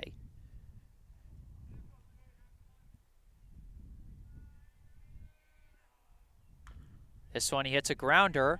Back over to second, fielded by 11, thrown to first for out number 2. The runner does advance to third. So with 2 down and the tying run 90 feet from the plate, up comes the shortstop, number 2, Cody Coleman.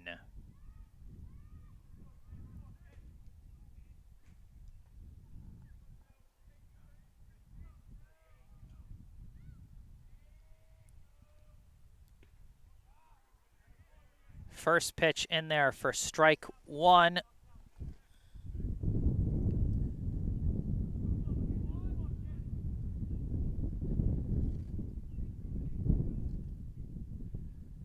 Oh, 1 pitch, he gets a piece of it, and that's going to be strike 2. Kyle Chan, the potential tying run stands at third.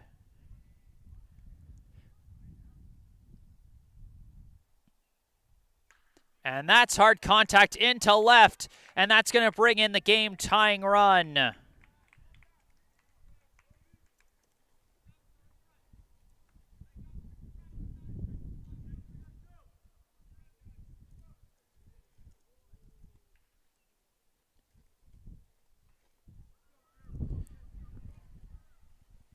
So now up with a runner at first and 2 down is the left fielder number 1, Scooter Beverly. Runner takes off on the first pitch, comes in high for a ball, and it's a successful steal for Coleman.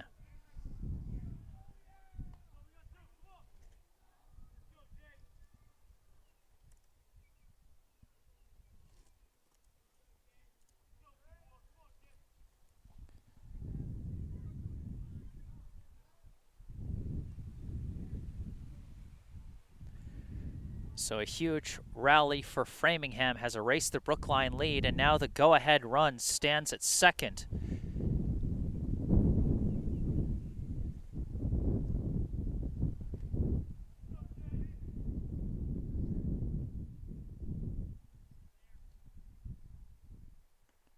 This pitch comes in high for ball 2.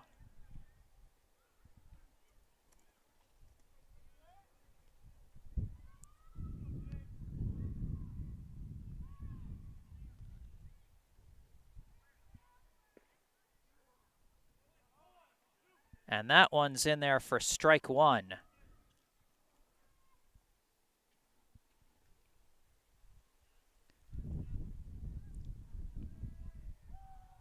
Now the 2-1 pitch. That one also catches the corner for strike 2. 2-2 the count to Beverly.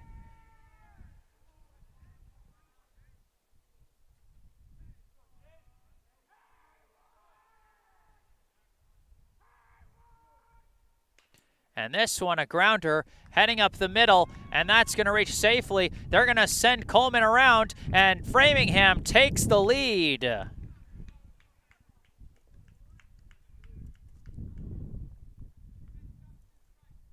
Disaster for Brookline here in the top of the 4th.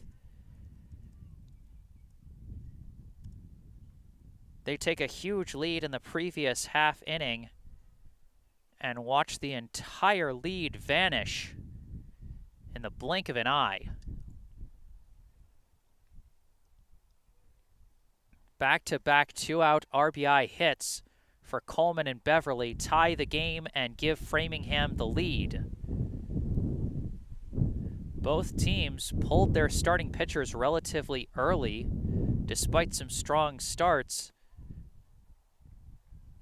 And both times it has backfired for both teams. Now at the plate, the designated hitter, number 24, Rodrigo Ramirez. First pitch curves in there for strike 1.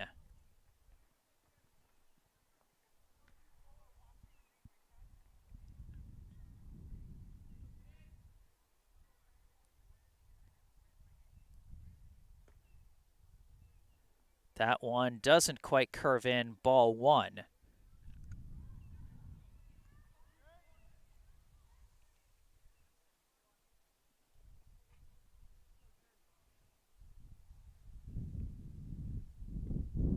And that's a big swing and a miss for strike 2.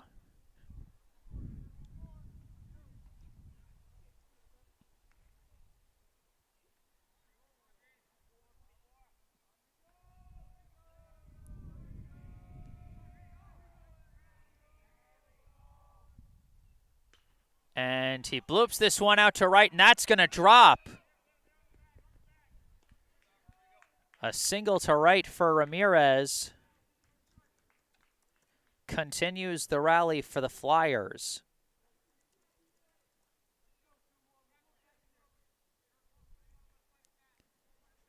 And now Framingham has officially batted around as the leadoff hitter of this inning is now up, and that is number 10, J.J. Blanchard. That one misses. Ball 1.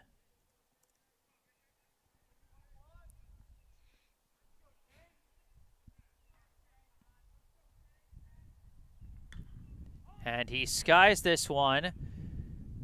And the wind's going to carry that out of play. That'll be strike 1 for Blanchard.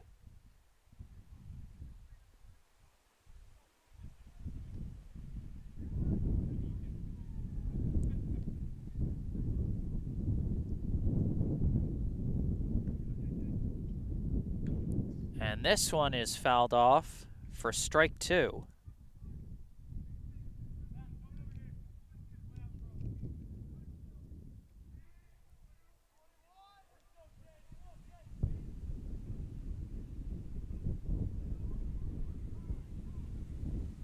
And we got a timeout called.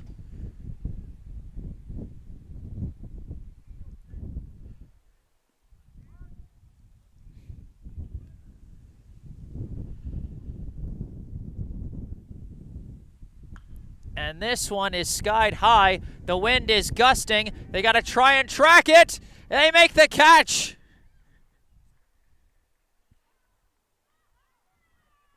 Ryan Kravitz makes a catch in a tornado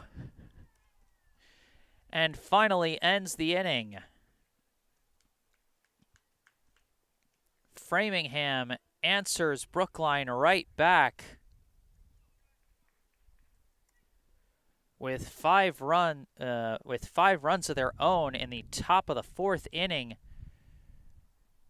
to reverse fortune here and give them the lead 6-5.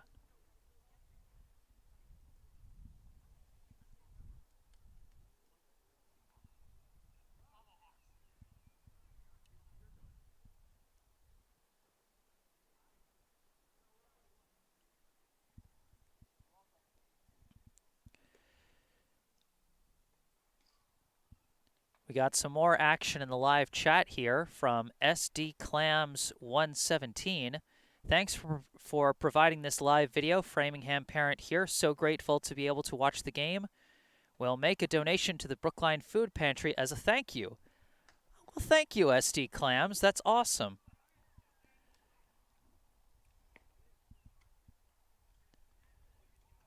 You know, I'm always happy to provide these streams for, you know, whatever parents happen to be watching, no matter which team you're rooting for. I'm happy to do it. And I'm happy to hear you'll be donating to the Brookline Food Pantry. I'll be talking a little more about them in the break between the 4th and 5th innings. But for those of you who have followed my streams and heard the spiel before, you know the Brookline Food Pantry is a great organization that does some really great work here in the Brookline community.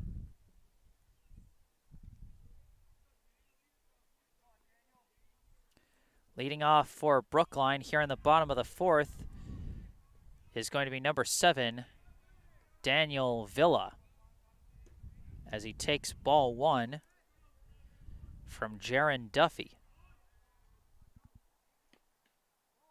That one also misses for ball 2. Villa, his last time up, he led off the 3rd inning with a strikeout. Now the 2-0 pitch also misses for ball 3. So a quick hitter's count here for Villa at 3-0, as again the wind whips through. And that's going to be a 4-pitch walk for Villa. So the tying run gets on immediately for Brookline. Now coming to the plate, the right fielder, number 18, Matt Richardson. Villa takes off on the first pitch. Richardson swings at the low pitch to try and distract the catcher, and that's going to be a successful steal for Villa. And an 0-1 count for Richardson. Duffy steps off the rubber temporarily to check on Villa.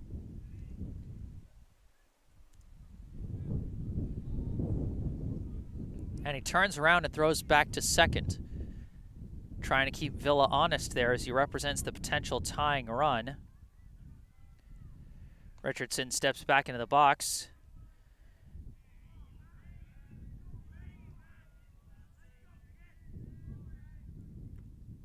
As this one comes in high for ball one. You know, on a day like this, you know, Richardson's got to be thinking, hey, at least I don't have to try and kick field goals in this weather. As those of you football fans know, he was a kicker, punter, and defensive back for Brookline football during the fall season.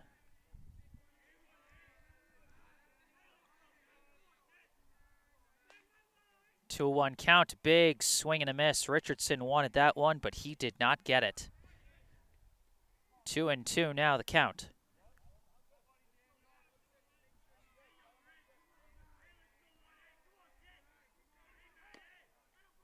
And a timeout called.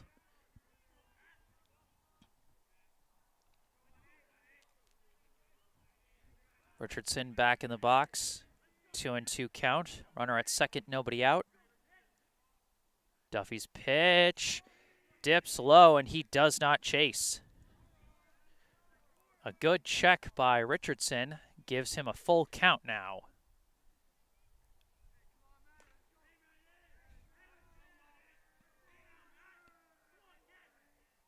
Payoff pitch, and he hits it foul, and it's barehanded by Coach O'Connor.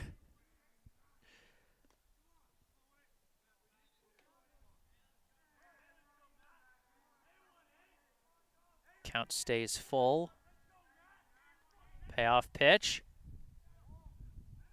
And that's ball four. Richardson draws a walk as well.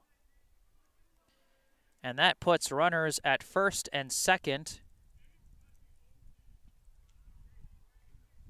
And we've got another meeting at the mound. Due up for Brookline will be their relief pitcher, number 21, James Dialchand Erickson, taking Connor Jernigan's spot in the lineup after taking his spot on the mound early in the top half of this inning. Big chance for Dialchand Erickson to add to his own cause here, and it looks like they are going to pull Duffy here with runners at first and second and nobody out. Similar to what we saw Brookline do after Jernigan gave up back-to-back hits to start the top of the fourth, putting runners at first and second with nobody out. And it looks like they're going to bring in their DH. Rodrigo Ramirez is going to take the mound for Framingham.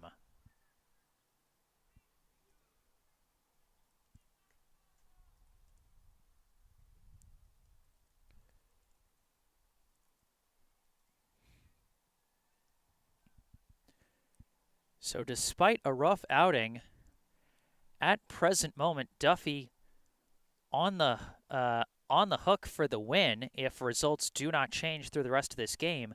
However, if both Villa and Richardson score, then Duffy would be potentially on the hook for the loss. Lots of complicated win-loss scenarios, which just goes to show you how ridiculous a stat it can be. Which is why these days, folks that are assessing pitchers tend to look at other stats like, you know, like some of the basic ones like ERA or WHIP or something like that. And then you got some of the more advanced stuff like ERA plus or FIP or all of the other ones. You know, the ones where you're like, I know they exist. I get the idea of them. Do I know how they're calculated? No. Could I look it up? Yes. Have I done that? No.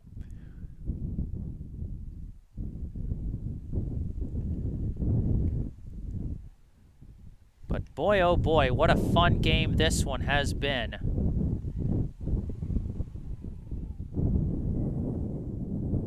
And if Mother Nature could make it just a little easier for me to keep my tripod in place, that would be great. I'm sorry, I'm being goofy. Runners at first and second, nobody out. Ramirez takes the rubber for Framingham, and taking the plate for Brookline is number 21, James Dialchand Erickson. And Ramirez turns around to check on the lead runner.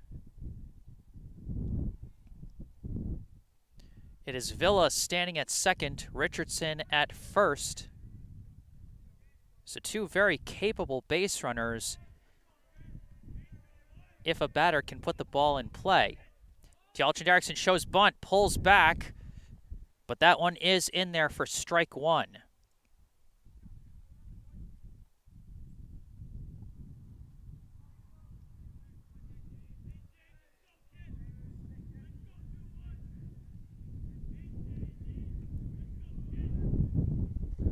Infielders playing in. Dialchand Erickson still showing bunt, but he pulls back, and that one's going to miss high for ball one.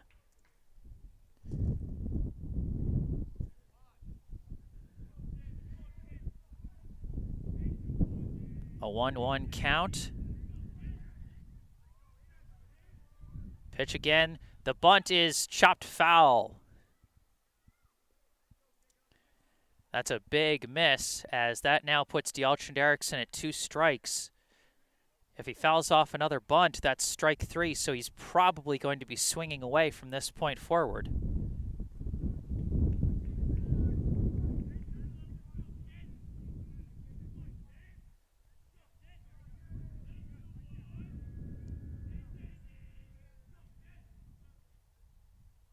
And this one misses high and inside for ball 2.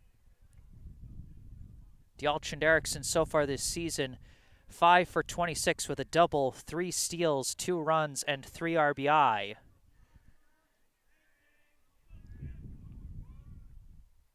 And this pitch sails way high, barely snagged by Messer to prevent the runners from advancing. And now we've got another full count. We've had plenty of those today.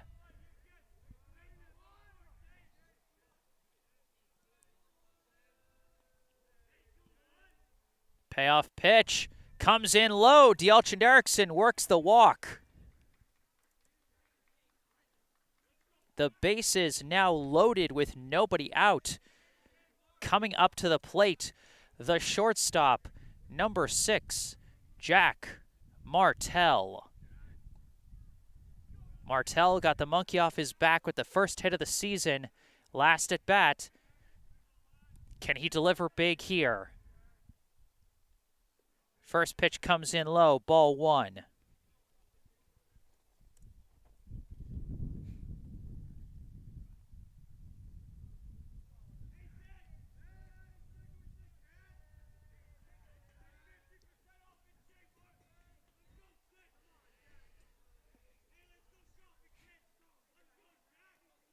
One-0 pitch. Also skips in the dirt, ball 2. Ramirez has to be careful. A walk here ties this ball game.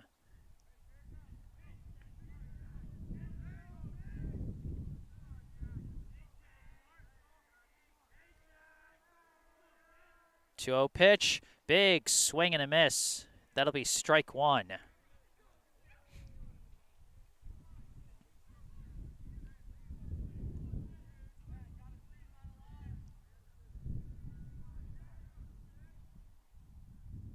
Two one skips in the dirt for ball 3. Well blocked by Messer.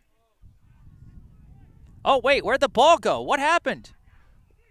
What happened? They scored! What is happening? What just happened? I was looking down to change the count on the scoreboard. What happened? Brookline's tied the game.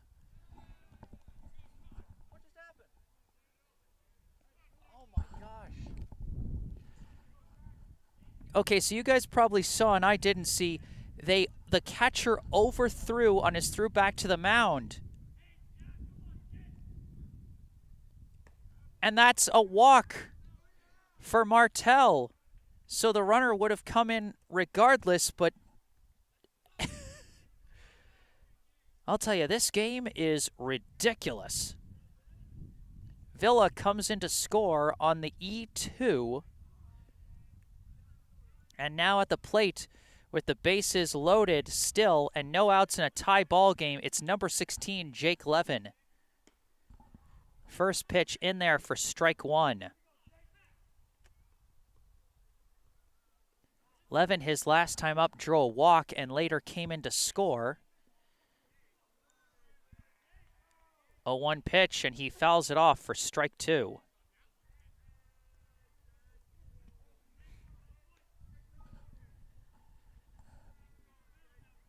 This game turning into an offensive frenzy.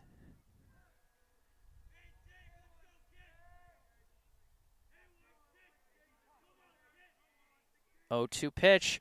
Levin hits a dribbler up the third base line, fielded by the third baseman. He's going to try and throw to first.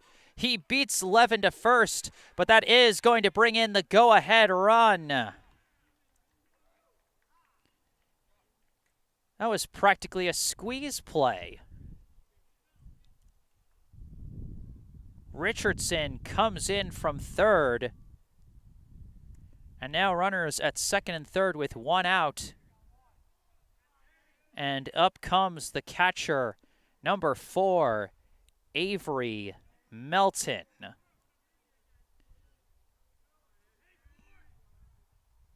And this one skips away from the catcher. Dielchen Erickson's charging in, slides, safe! Without hesitation, Dielchen Erickson charges right into the plate and slides in for run number 8 for Brookline.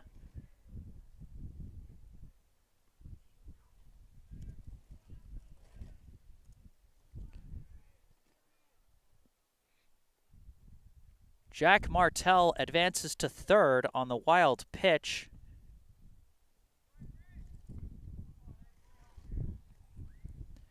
And now with a runner at third, a 1-0 count and one out in the inning, Melton steps back to the box. That one in there for strike one. 1-1 the count. This ball game has been bananas so far.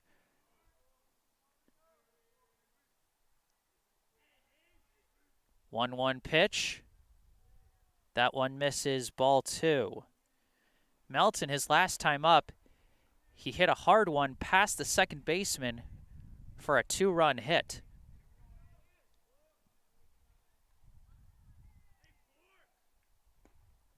As this one comes in low, and that's ball 3. So 3-1 the count to Melton.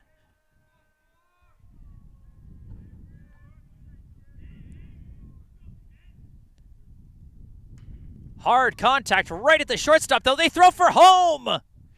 And they got the tag out at home. A good throw by Cody Coleman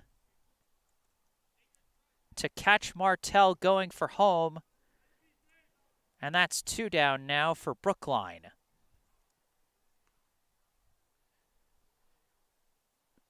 Up comes the left fielder, number 3, Ryan Kravitz.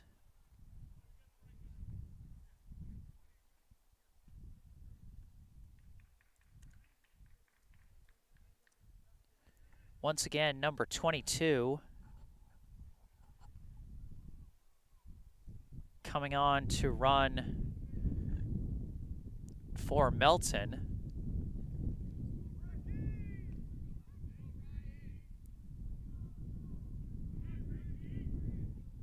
First pitch to Ryan Kravitz is swung on and missed for strike 1.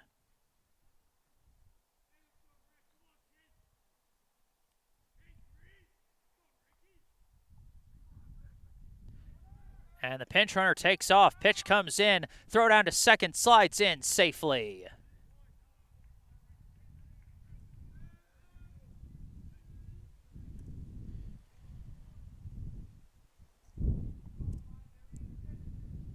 1-1, the count to Kravitz. And now another runner in scoring position. That pitch misses outside for ball 2.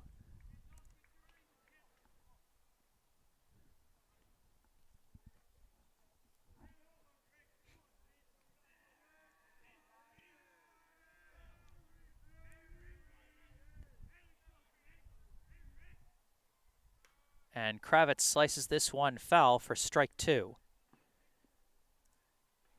So for those of you keeping track of potential wins and losses, Jaron Duffy, who started the inning on the mound for Framingham, is currently on the hook for the loss if this lead does not change the rest of the way. As this one comes in low, and pinch runner thought about it but decided against it, and that's going to be a full count to Kravitz. So Duffy currently on the hook for the loss, and Djalchand Eriksson on the hook for the win if things stay the way they are.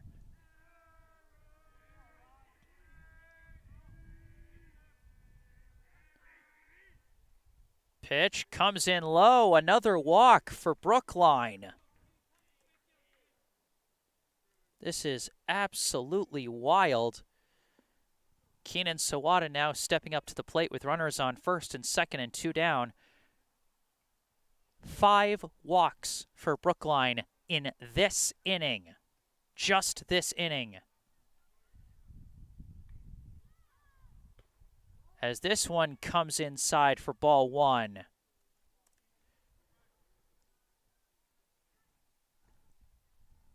The Framingham pitchers have had a lot of struggles finding the zone today, as this one is swung on and missed for strike 1.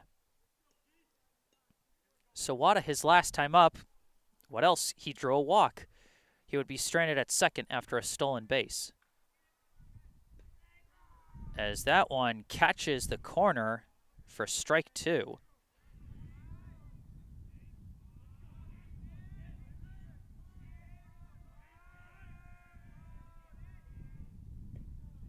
And that's strike 3. Sawada goes down looking, and that brings the 4th inning to an end. This is a wild game that just keeps getting wilder and wilder. Through 4, the score, Brookline 8, Framingham 6. And now, as promised, in the break, in between the 4th and 5th innings, I'm going to talk about our local charity spotlight, the Brookline Food Pantry. The Brookline Food Pantry provides groceries to Brookline residents in need of food assistance. The pantry saw a huge increase in demand for food assistance at the start of the COVID-19 pandemic, and that number, unfortunately, has not gone back down. Since March of 2020, the food pantry has served an average of 650 to 700 households each week, more than 4 times the rate of families served pre-COVID. The Brookline Food Pantry is fighting the good fight to end hunger in our community, and they are always looking for more people willing to lend a hand, whether through monetary donations, direct food donations, or volunteers in the pantry. Food donations can be made at United Parish Church at 210 Harvard Street in Brookline on Wednesdays from 10:30 a.m. to 12:30 p.m. and on Fridays from 9:30 a.m. to noon. Visit brooklinefoodpantry.org or call 617-800-5339 for more information about how you can help feed your community. Once again, that's brooklinefoodpantry.org or call 617-800-5339. And remember, as always, you can find all that information you need about the Brookline Food Pantry in the description section of this video. SD Clams knows what I'm talking about. They've already promised to do their part and make a donation to the Brookline Food Pantry as a Framingham parent. So I love that. You know, I love the cross-town, cross-community generosity there. That's awesome. Thank you again, SD Clams. Coming up for Framingham to start this inning is the catcher, number 25, Lucas Messer. And the first pitch misses for ball 1.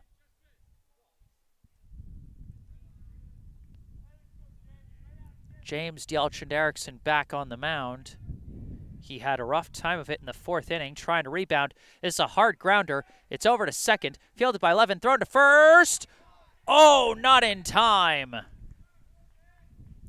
Messer legs out the infield hit. It was a good scoop off the one hop by Eli Rothman, but the throw just wasn't in time. Now up, the third baseman, number 3, Nick Spring. Shows bunt, but pulls back, and that's going to be ball 1. And how about Lucas Messer as a catcher legging out an infield single? Looking like Jason Kendall over here. 1-0 pitch again, shows bunt again, pulls back, a throw down to first. And one of those pitches a strike, as the ump shows 1-1 as a count.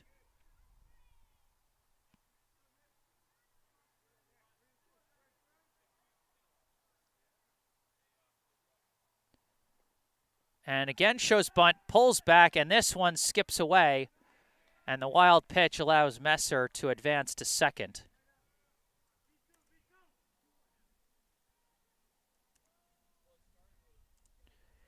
And that's tough. When the batter is showing bunt and potentially giving you an out, and something like that happens and he no longer has to bunt, he's still showing bunt though, and he lays it down, and that's going to be foul.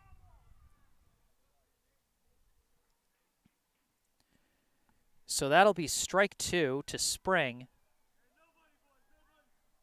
And so now he is likely going to swing away.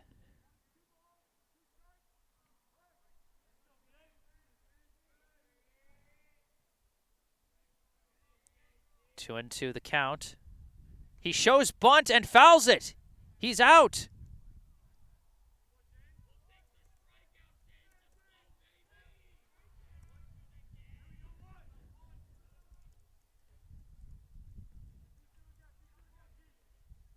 So he is down on strikes, and now up the second baseman, number 11, Robbie White. First pitch.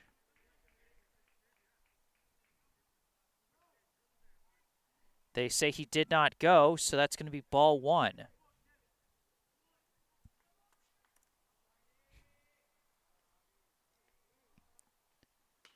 This one he swings and he pops it up. Levin's tracking it, doesn't catch it, and it drops fair.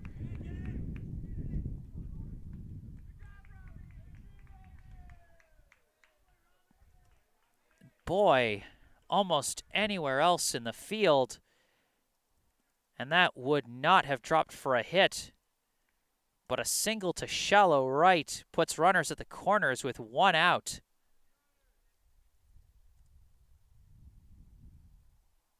The offense won't stop coming from these two teams. Now at the plate, the right fielder, number 5, Kyle Chan.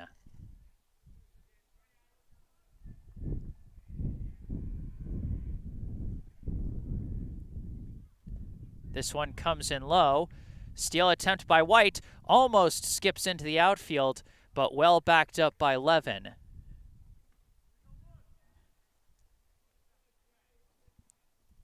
That's going to be ball 1 to Chan. And now the tying run is in scoring position.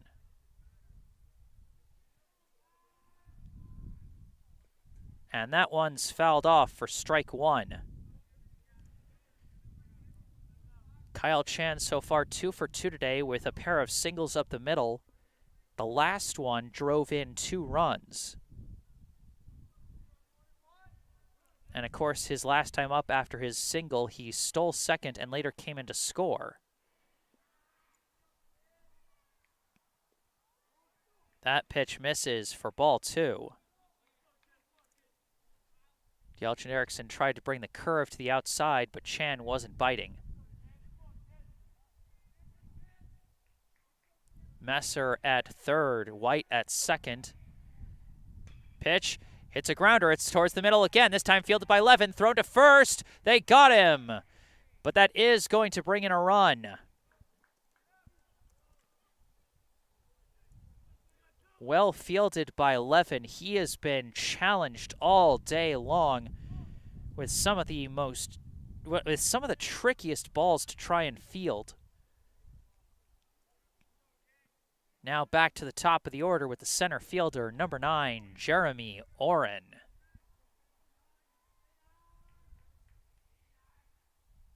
This pitch, he skies it foul. It's being chased by Sawada, and he's not going to get there in time, but boy, did he make it close. That'll be strike one to Oren. As the wind starting to whip up again here at Warren Field. Oren, his last time up, he grounded out to second.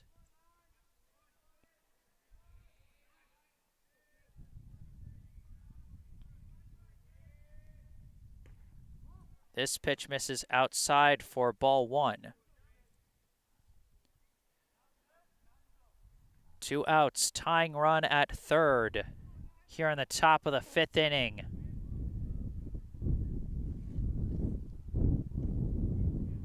That pitch curves in nicely for strike 2.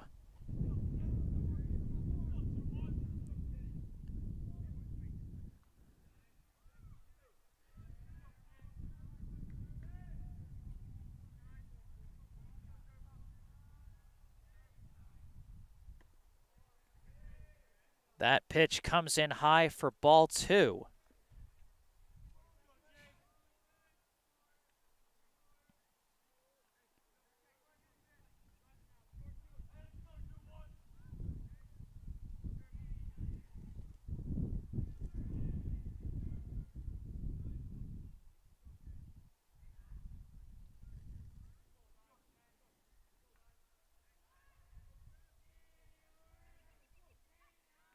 Two-two pitch, catches him chasing. Great pitch movement from James Dialchin-Derrickson to get out of the jam and preserve the lead.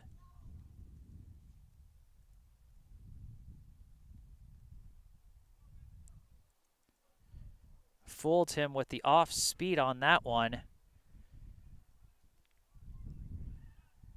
And now we head into the bottom of the 5th inning.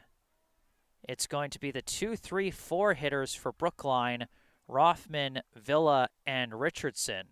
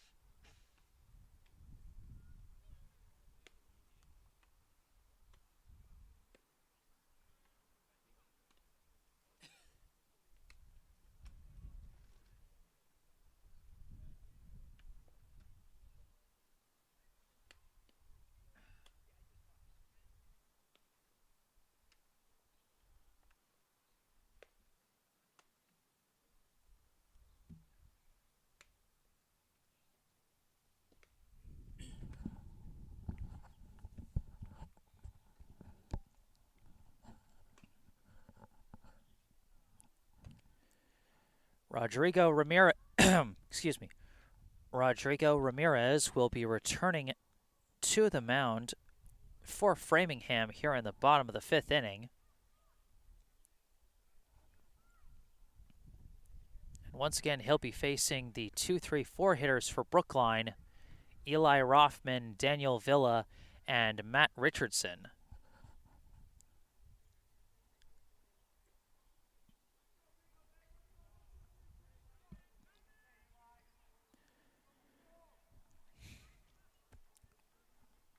First up for Brookline, the first baseman, number 10, Eli Rothman.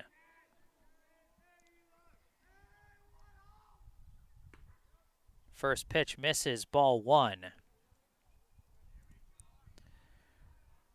Rothman's past 2 at-bats have ended in disappointment, stranding runners in scoring position with a flyout to right and a ground out to short as he takes ball 2. His first plate appearance back in the first inning was a walk, but after stealing second, he was left stranded. Rothman hoping to add to the offensive frenzy today as he takes strike 1. That first inning walk was the first of many for Brookline, as their plate patience has paid off in a big way today. Rothman slices this one, and it's going to stay in the infield. Spring is under it for out number 1.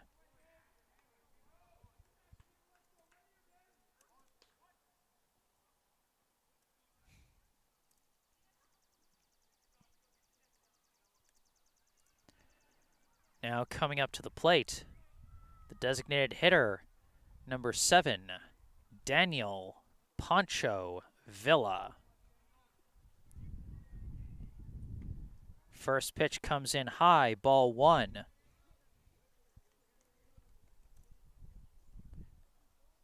Last time up, Villa actually led off each of the past 2 innings, both the third and fourth, as this one sails in high for ball 2.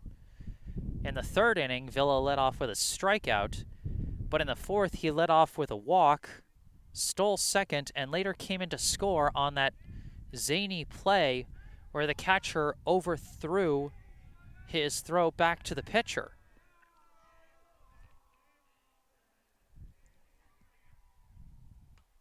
Villa fouls this one off for strike 1.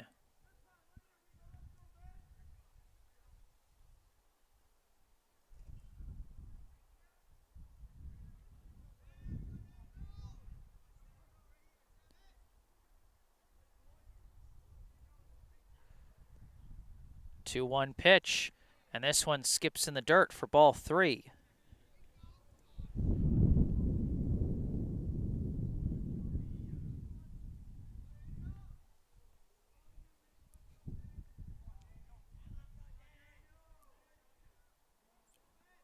Three-one pitch, and Villa skies this one. It's going to stay in the infield, and Coleman gets under it for out number 2.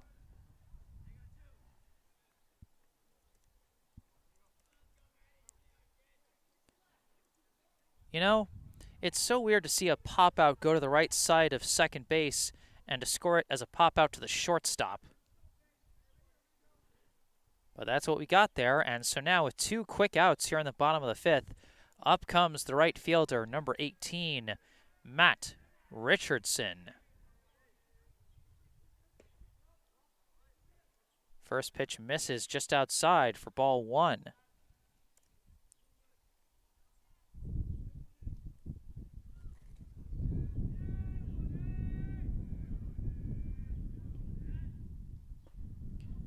That one also misses for ball 2. Last time up, Richardson drew a walk and later came in to score as part of a walk-happy inning back in the 4th. This one fouled off for strike 1.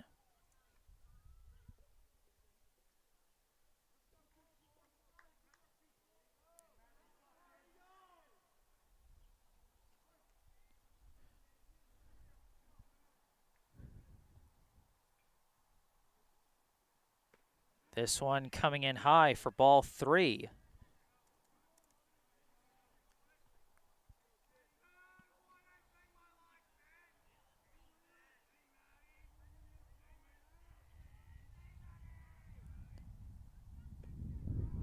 And that one catches the corner for strike 2.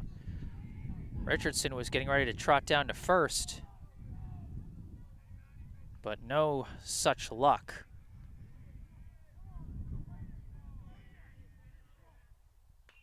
And this one fouled off. Richardson stays alive.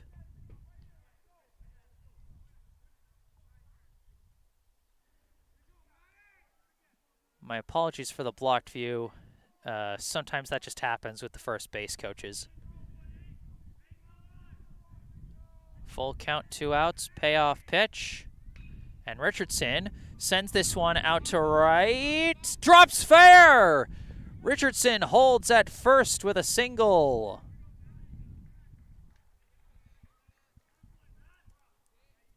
His second hit of the day.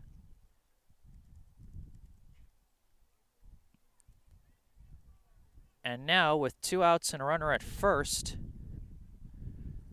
up to the plate comes the pitcher, number 21, James Erickson.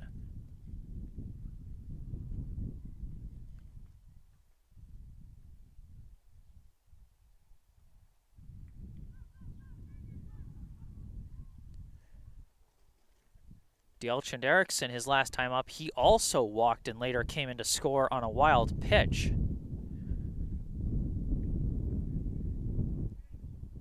So we know Richardson's got speed. He's already stolen 1 base today, and they quickly throw back to first to check on him.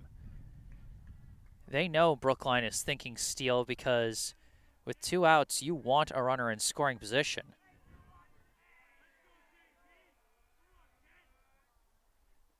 First pitch comes in high for ball 1.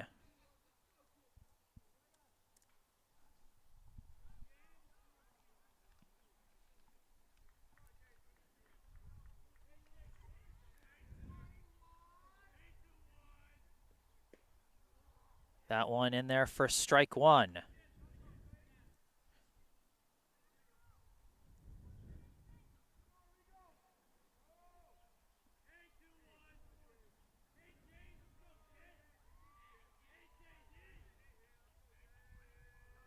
And now Richardson takes off. Erickson swings and misses, and Richardson slides in safely with his second steal of the day.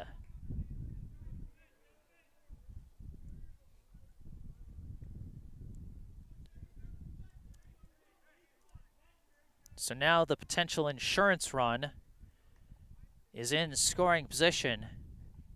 Stands at second with 2 down. Erickson a chance to add to his own cause if he can get a base hit to the outfield.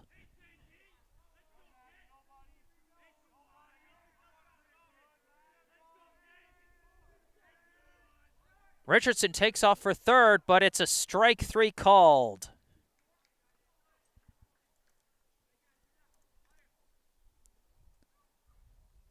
We are through 5 now here at Warren Field in Brookline, Massachusetts. The score, Brookline 8, Framingham 7. That bottom of the 5th inning was the first half inning to not produce any runs since the top of the 3rd inning. Brookline scored 4 runs in the bottom of the 3rd. In the top of the 4th, Framingham scored 5. In the bottom of the 4th, Brookline scored 3. And in the top of the 5th, Framingham scored 1. So the bottom of the 5th is the first frame on this game-wide scoreboard to produce a goose egg since the top of the 3rd. But Brookline will certainly be hoping to add another 0 onto the scoreboard here in the top of the 6th. Due up for the Flyers will be Coleman, Beverly, and Ramirez.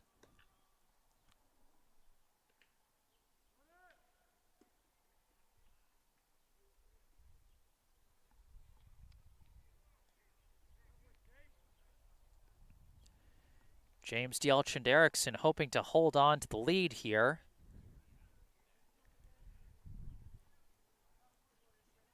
The lead at just 1 run.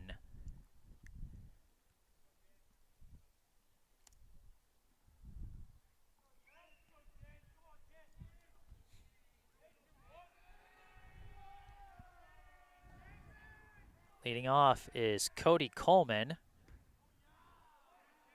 First pitch in there for strike 1.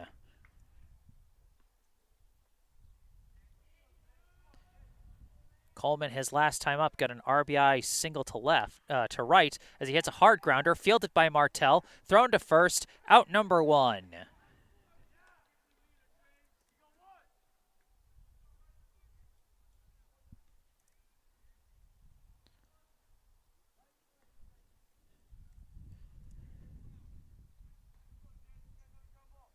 Now up with 1 out and nobody on, the left fielder, number 1, Scooter Beverly. First pitch misses outside, ball 1.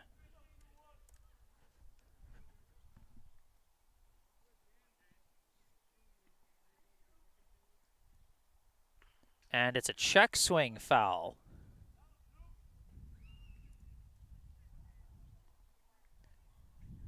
1-1 now the count.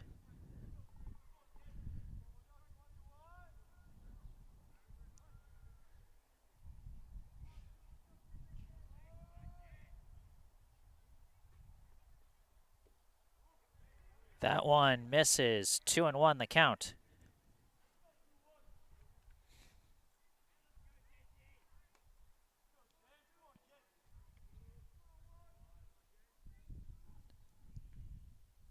And catches him chasing on the curve. Got a piece of it, but doesn't matter. Strike 2 either way.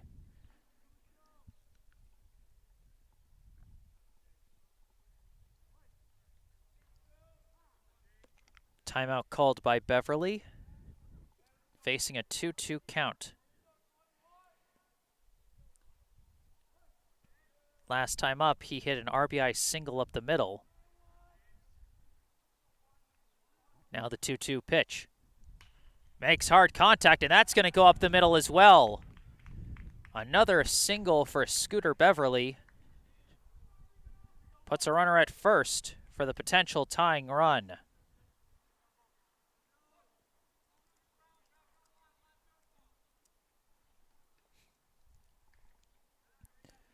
Now at the plate trying to help his own cause, the pitcher, number 24, Rodrigo Ramirez.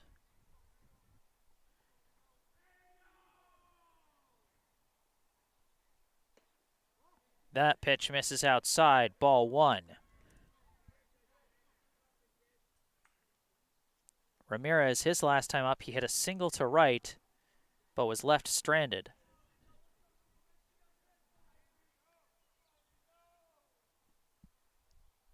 This pitch misses for ball 2, and Beverly decided not to go.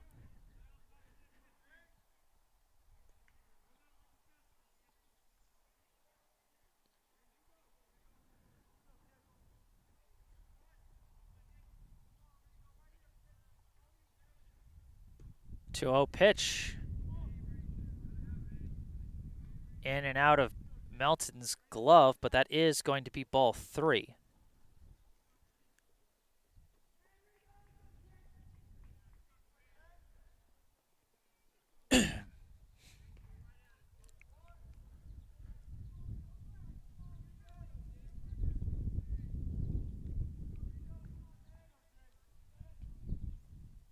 This pitch fouled off for strike 1. Taking the swing on a 3-0 pitch. You don't see that a lot. But Ramirez clearly thought he had something on that one. But what he's got now is a 3-1 count.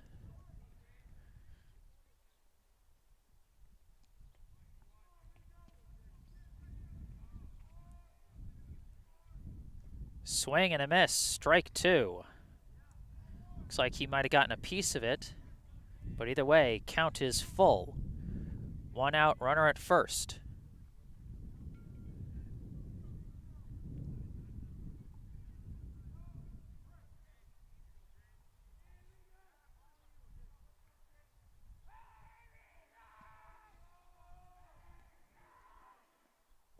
And this pitch misses for ball 4.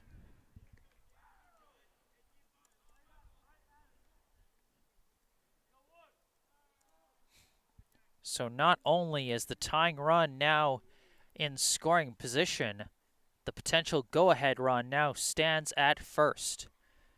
With 1 out here in the top of the 6th, up comes the first baseman, number 10, J.J. Blanchard.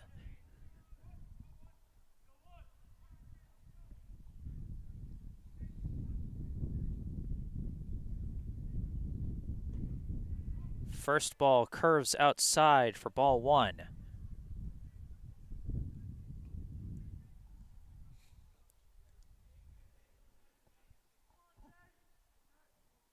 And this one now comes inside for ball 2. It's outside and inside. Dielich and Erickson working both sides of the plate, but not finding the zone. That one in there for strike 1.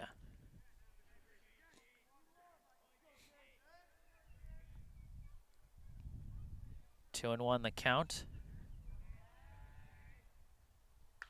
And this one is skied up. It's going to stay in the infield.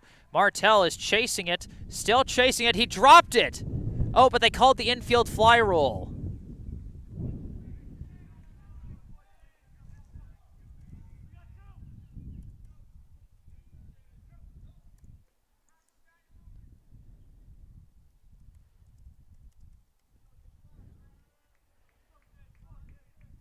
So now 2 down, runner at first and second.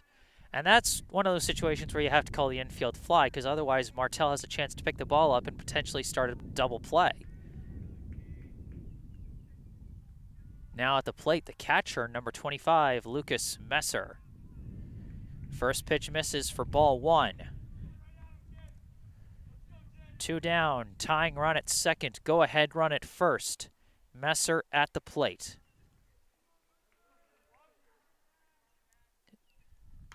And he cracks the bat, sends it out to right.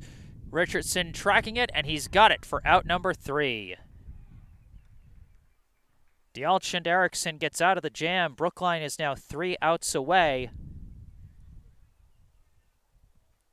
But they are going to get one last chance to add to their lead in the bottom half of the 6th inning.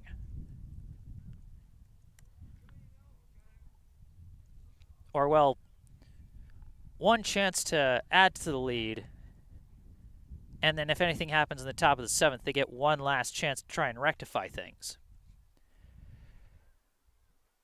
But either way, due up for the Warriors will be Martell, Levin, and Melton.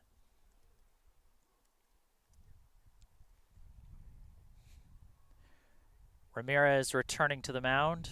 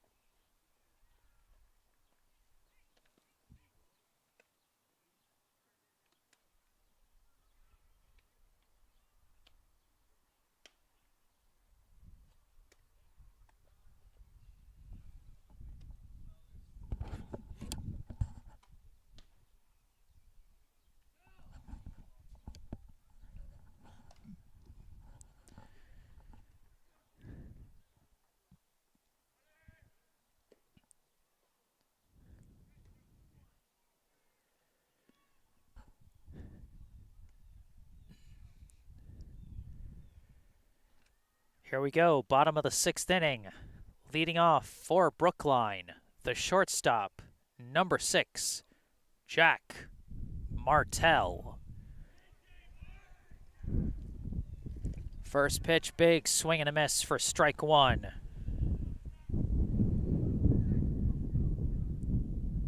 Martell, his last time up, he drew a walk but was stranded at third. This time he hits a grounder over to third, fielded cleanly, thrown to first, and they beat him there for the 5-3 ground out.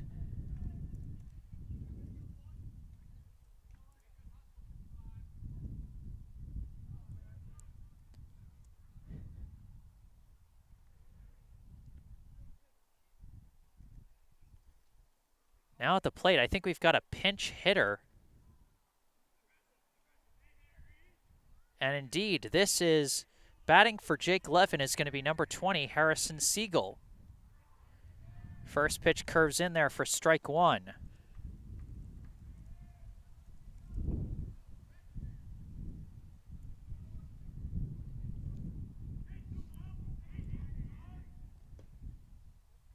And that pitch misses for ball one.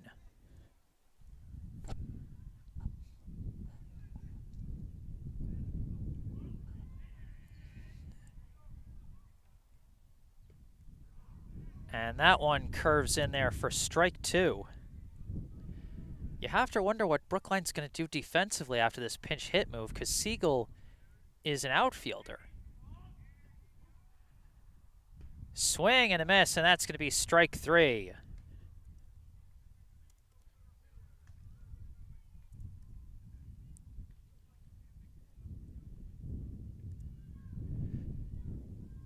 Now with two down, up comes the catcher, number 4, Avery Melton.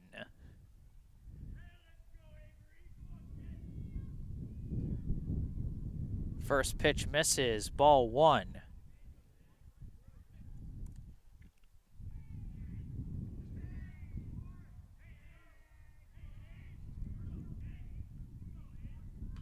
And this one is sliced foul out of play. Melton, his last time up, grounded out into a fielder's choice where Martell was thrown out at home. It's my mistake, he wasn't stranded at third, I just forgot. Swing and a miss, and that's going to be strike two to Melton.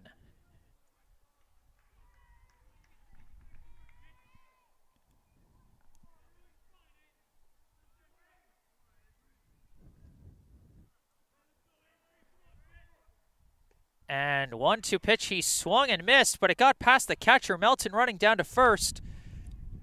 But they do throw him out.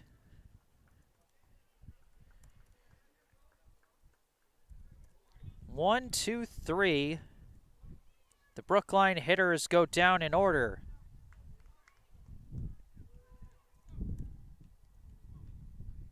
We are through 6.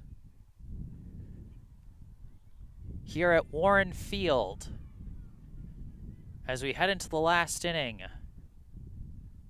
The score, Brookline 8, Framingham 7. What a zany game this has already been. Multiple ties and lead changes in both directions. And as we head into the last inning, Brookline holding on to the lead by a thread.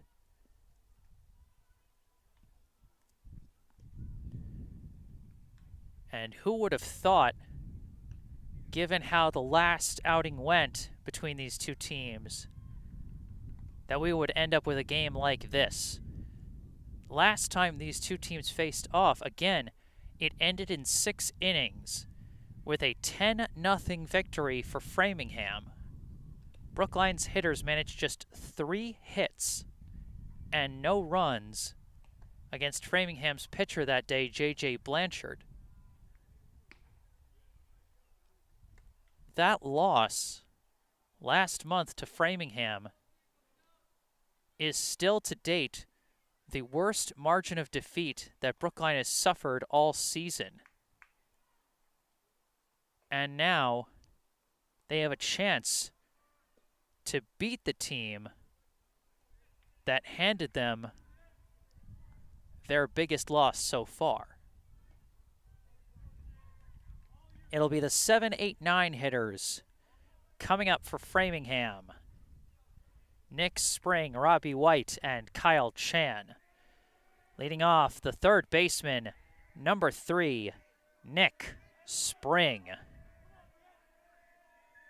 James Dialchin-Derrickson trying to close the door here. First pitch in there for strike 1.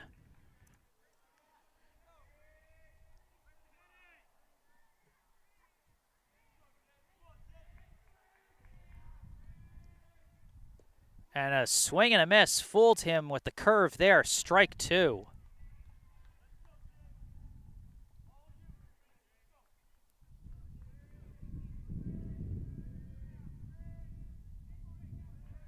Now the 0-2 pitch. Swung on and missed. 3 pitches, 3 strikes. Dialchin-Derrickson off to the races here in the top of the 7th with the first out. Now at the plate, the second baseman, number 11, Robbie White.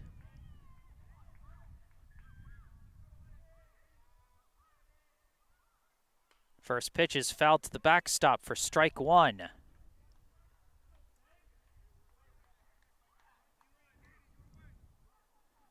First 4 pitches of the inning, all strikes from Dialchin-Derrickson.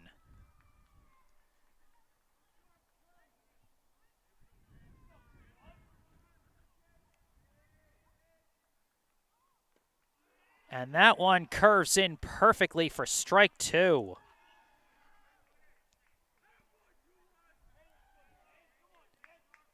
Oh, and 2 once again.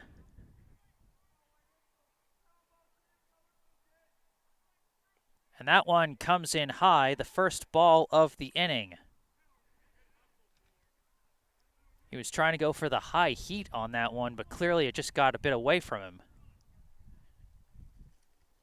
1 and 2, the count to White.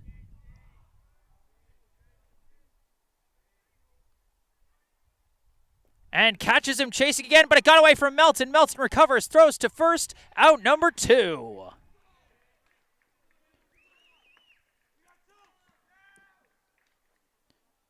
Back-to-back strikeouts. The Dialchin-Derrickson Express going at full speed. Here in the top of the 7th. Last chance for Framingham, and it's the right fielder, number 5, Kyle Chan. Oh, that hit him! First pitch hits him, and now the tying run is on base.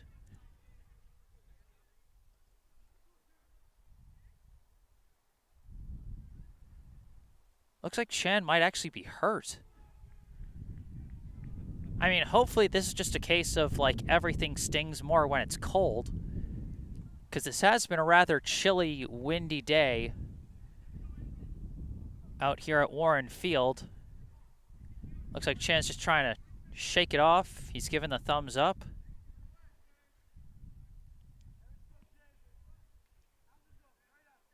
Here's hoping when he gets, when he gets home tonight, that hand warms up and, the pain just dissipates. In the meantime, now up, the leadoff hitter and center fielder, number 9, Jeremy Oren. Chan takes off on the first pitch. It's in for a ball. Throw down to second is not going to be in time. The tying run is now in scoring position.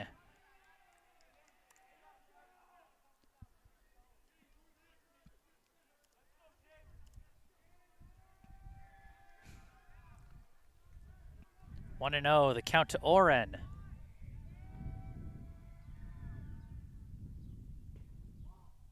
That pitch misses. Ball 2.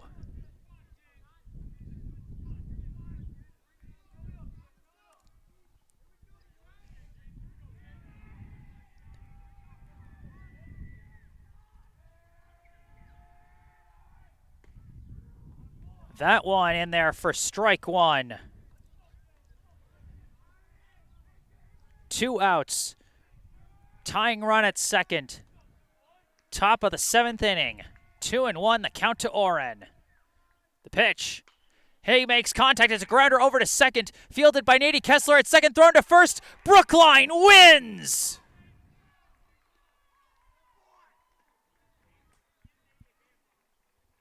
Vindication for James Dialchin-Derrickson. He's had so many great pitching outings this season, only for so many of them to end in heartbreak. He collects his first pitching win of the year. And Brookline, sweet payback against the team that routed them back out in Framingham last month. A huge win for the Warriors, and what a fantastic game both ways.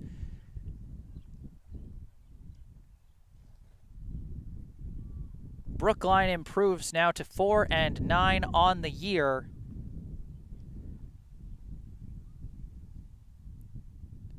They have now matched the total number of wins they had all season last season, playoffs included. What a thrilling game. The final score here at Warren Field: Brookline 8, Framingham 7.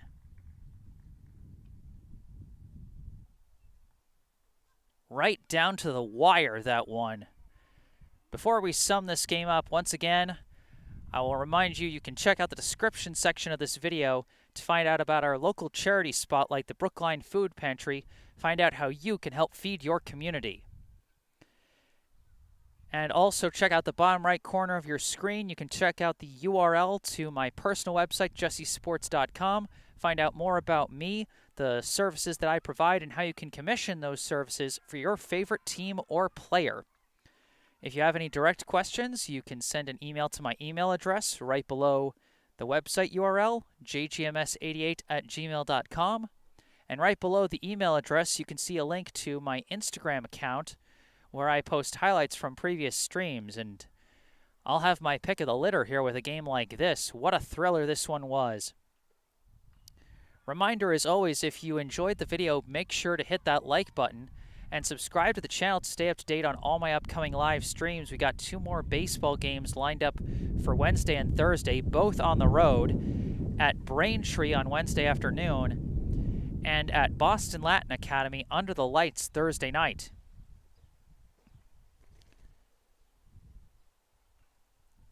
So let's sum up this absolute crazy action here that we've witnessed today. The first inning came and went with no score from either side.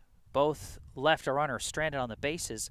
In the top of the second, J.J. Blanchard led off with a huge double to right center, and then Framingham made some nice sacrifice plays, ending with an RBI sac fly to left for Nick Spring to score Blanchard. That was the game's first run. In the bottom of the second, Brookline started their method of moving runners around the bags without getting any base hits. A walk by Connor Jernigan, a hit by pitch by Jack Martell, a hit by pitch for Ryan Kravitz, and then a bases-loaded 2-out walk by Keenan Sawada brought in pinch runner Harrison Siegel. And that tied the game up at 1 apiece after 2. Then, after Jernigan did a nice job getting out of a runners at second and third jam in the top of the third inning, Brookline started getting some runs on the board. It started with a 1-out single to left by Matt Richardson. He stole second and then came in to score when Connor Jernigan hit a single through the right gap, giving Brookline the lead at 2-1.